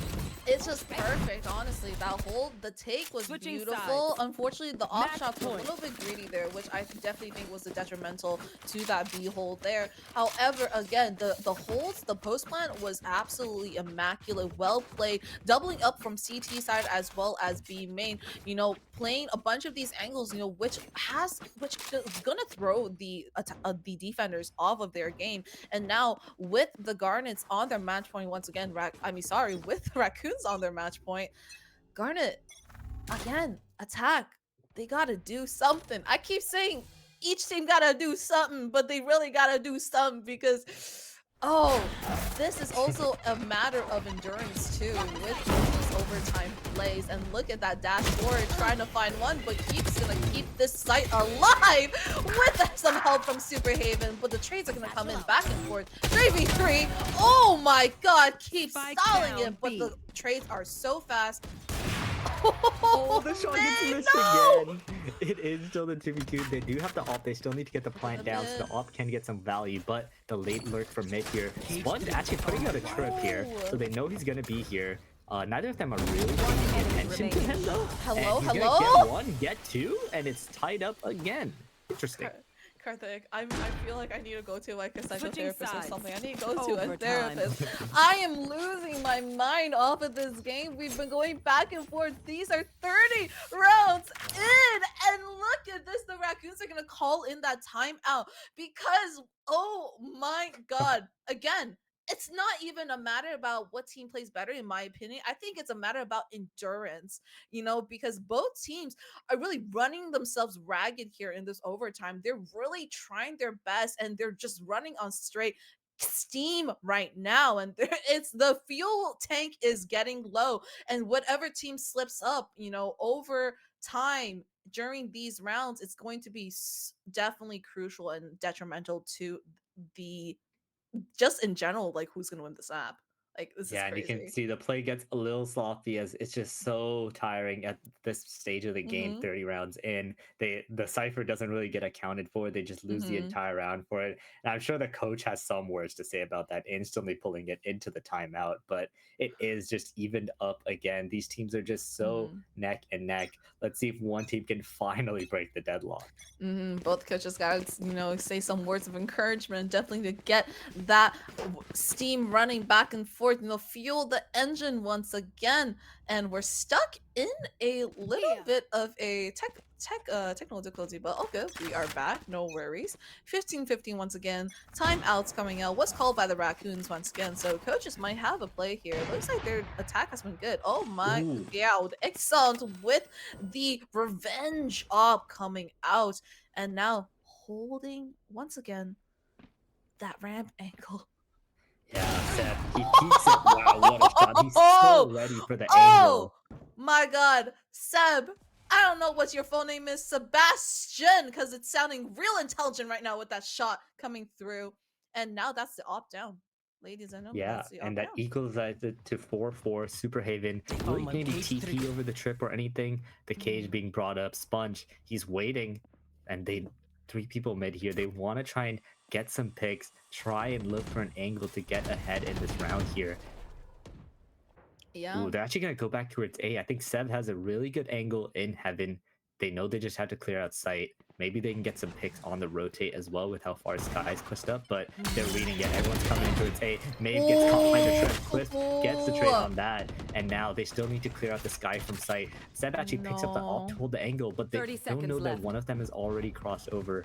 Can the op trap be hit? Oh! It is this time. Huge by Seb. And now they are actually switching up, going back towards B, but there is an open position in wait. He Hey. gets one, he Spike pushes for down, two, B. playing that off angle. Will they check it? Oh, they know he's there. 1 enemy second, they need to do something, but APL just destroys them. And again, once again, like the overtime match rounds Switching before, sides. literally the Match Raccoons point. are just losing off of that indecisiveness. They really got to play those rotates properly. Choosing going teeter-tottering between A and B is it's just not in their favor. But also the way that the Garnets are playing on that defensive side, so smart, knowing that hey, it's okay, guys, we don't got to overly rotate, just hold the sites. They could rotate anywhere off there, especially with that, with the tendency of the Raccoons to rotate back and forth on attack. They definitely have been playing defense super patient and super solid. Yeah, and with the paranoia, the duelists are back up to Rand and Slenzera waiting for them. Will they get past the trip? Not yet, just playing it slow. And you actually see a mid pick. Superhaven pushes out super hard, gets the pick, and opens up the round for them. And now, Quest actually holding B main returns the favor back to a 4v4. 16-15 once again. The match point for Garnets. Garnets are running it real dry. So are the Raccoons. So 32nd round of our map onto Split. And don't forget, guys, this is a best of 5 series Yes. for tonight, so SFU has won their 2 maps, but Garnets have not won anything yet, so they're looking to win this 32nd round in order to bring it to 2-1 and potentially bring it to our map of Ascent at the very end for a 2 2 map decider. But yeah, slow pushes towards that B maze on a split right now. Slenzer does get spotted 30 out seconds there left. as the lurker is looking to get a kill, but Slenzera is just better. Yeah, gets the kill, which means they know the actions that picks up the second. Exxon picks up a trade. Seth is being cornered by 2 sides. Gets the kill onto 1, looks back. Exxon picks up the kill. Now it's all up to him. He doesn't have the spike. There's 13 seconds left. Dashes over to it, gets spotted, but they're doubled up together and pick up the kill. It's 16-16. Oh my god, Karthik, help me right now. Garnets are gonna cause. I feel like after the Raccoons have caused or like called a timeout, the Garnets are gonna call a timeout again. Like, guys, everyone in chat, we need to spam. Like, everyone's gotta spam. Like, we got this. We gotta keep it going. You know, like run that fuel, get that energy up. Cause again, we're in another overtime. The Raccoons, again, I feel like their defense has been so strong. Both teams' defense has been so strong. However, the attack for the Raccoons just has not been like as good. So I'm really looking for a little different approach to their attack for this round, especially with this overtime coming in. Because if they win this attack round, this could very much be the last overtime, you know, overtime that we see on Split, considering how strong their defense has been. It's just their attack that has been lacking. Yeah, and when you're 33 rounds into a game, it really comes down to that mid-round calling, you know? You know how teams set up, you see the info in the round, and you have to learn how to adapt, how to make the right calls in the moment. As Super Haven, he's lurking up, looking at 2 players. He got a crazy pick at the start of the last round, and now they're looking to go B, a little bit of mid. The Paranoia comes in to distract them. APL, he's got to hold down this site as they come in. Super Haven, being the superhero of the team once again, gets a kill. However, APL is there to trade. Slenzera and Seb both get theirs. 2v4. Again, just like what we said, we're looking for that different approach on that attack, and I'm definitely seeing it right now. And with the timing just not there, Slenzera gets the kill onto Santi. It's going to be 1 person left online with the Neuro Theft online. Crispy's going to get spotted out. 1v4, they're going to run it down. It's going to be quite impossible with that flank. Gets 1, gets 2. Okay, Wait, guys, 1v2. chill, Guys, chill, stop. Everyone chill. Everyone chill. Everyone calm down. Everyone calm down. Everyone calm down. Everyone calm down. Oh my god. Super Haven. Yeah, not even close. It was fine. Nothing happened there. Yeah, everything is okay, guys. Everyone, Copium, we're okay. Oh, it's all good. It's all good. Yeah, my bad. Bro. Oh my god. Super Haven. I don't know if you are the captain of this team, but you are definitely the captain in my eyes. The rest of the team running it down, giving the 1v1s, almost throwing them around, Karthik. We were both sweating there. Both of us were sweating. I mean, you can't blame him. He's 33 rounds and he wants to run in, get that round over with. And the Cypher's like, I know exactly where he is, but that doesn't help in the end, you know? He still just puts a bullet in your head. Yeah, in the end, it's going to be 16-17 now. SFU taking the lead. Ottawa, they have to get around on the attack now. They are really thirsty for this, but down B gets 2. Oh my god, Super Haven 4-2? Are we gonna see an end here? Or is... Oh my god, Maeve as long as they don't throw. Oh my god. Don't throw, guys. Please don't throw. Kiwis are awesome. However, is just 76 health away with 1 shield, with the satchel alive, and the bomb is just still in the main, trying to isolate fights, but it's over! It's a GG! 18-16, 36 rounds in, ladies and gentlemen. We have our winners for tonight. 3rd place goes to Simon Fraser University Raccoons. What a map! What a battle for the map. What a battle for the series. That map took like too long to complete. 2 maps, honestly. Basically, we had a game for it, you know, but in the end, it is SFU. They're going to take it as a 3-0. You know, someone might look at these results and see it was a 3-0. It was easy, but it was anything but that, as both of these teams battled tooth and nail. Huge props to you, Ottawa, for putting on such a performance, but barely not able to be crossing over the line. As SFU, they get a 3rd place prize of $200. Yeah, you know, I was losing my mind there that I even forgot the amount of rounds. That was not 36 rounds, that was 34 rounds. What is that? That's like 1,000 rounds of overtime. Okay, like we don't see, like I would not have been surprised if we went into 40 rounds of overtime, although I would really be like losing my mind here. I really need to be checked into a hospital or something. But yeah, just absolute huge props to uOttawa for playing it out, but we just gotta give it to Simon Fraser University Raccoons. The Raccoons just came out on top tonight. They definitely showed out and played out all the rounds, even on split when they were kind of like, we kind of expect them to lose that just because, the Ottawa team, the Garnets, were on match point for so long.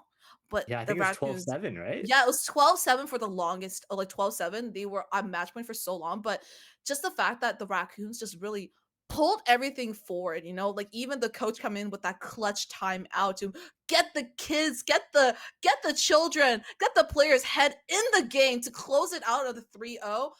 Absolutely crazy stuff. And what a night today. And what a ending to Valorant Day 3 and the last day for CIE as well.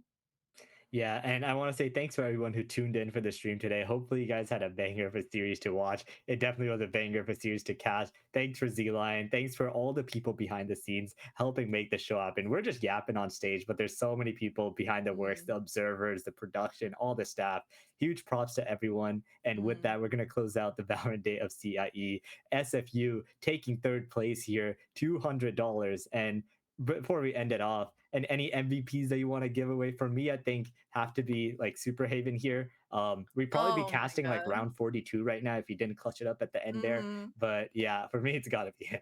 Super Havens definitely lived up to their name. Not Super Haven. I'm gonna call them Superhero from now on. I've said it 3 times in this stream so far, but it's honestly true. The way the shots have been just landing, the crispy head connects, as well as the plays coming out from that player, absolutely crazy stuff. I also gotta give a huge shout out to Maeve as well with the op shots coming in. However, it's just it was just perfect. It was just so perfect. And don't forget, guys, like CIE 2024, we're gonna be back next year better than ever too. So make sure to tune in to any of the updates on our Twitter as well as any of our social medias to make sure to keep up to date with any games that you guys want to get involved with, or even give out giveaways or just plans for next year. And maybe, who knows, maybe we'll do a game that has never streamed before. Maybe it's Apex, maybe it's Rocket League. We have no idea. But yeah, thank you so much again for joining us. And yeah, as you said, Karthik, thank you so much for joining me and casting. It was a blast. And definitely shout out to Konkordsky on the production, as well as Tina on the observe to give you guys all those nasty angles for those fights. And yeah, huge shout out to all the production team, all the players, all the tournament organizers, everyone involved for CIE. You guys have made this event possible. And also, last but not least, the sponsors BMO and TELUS.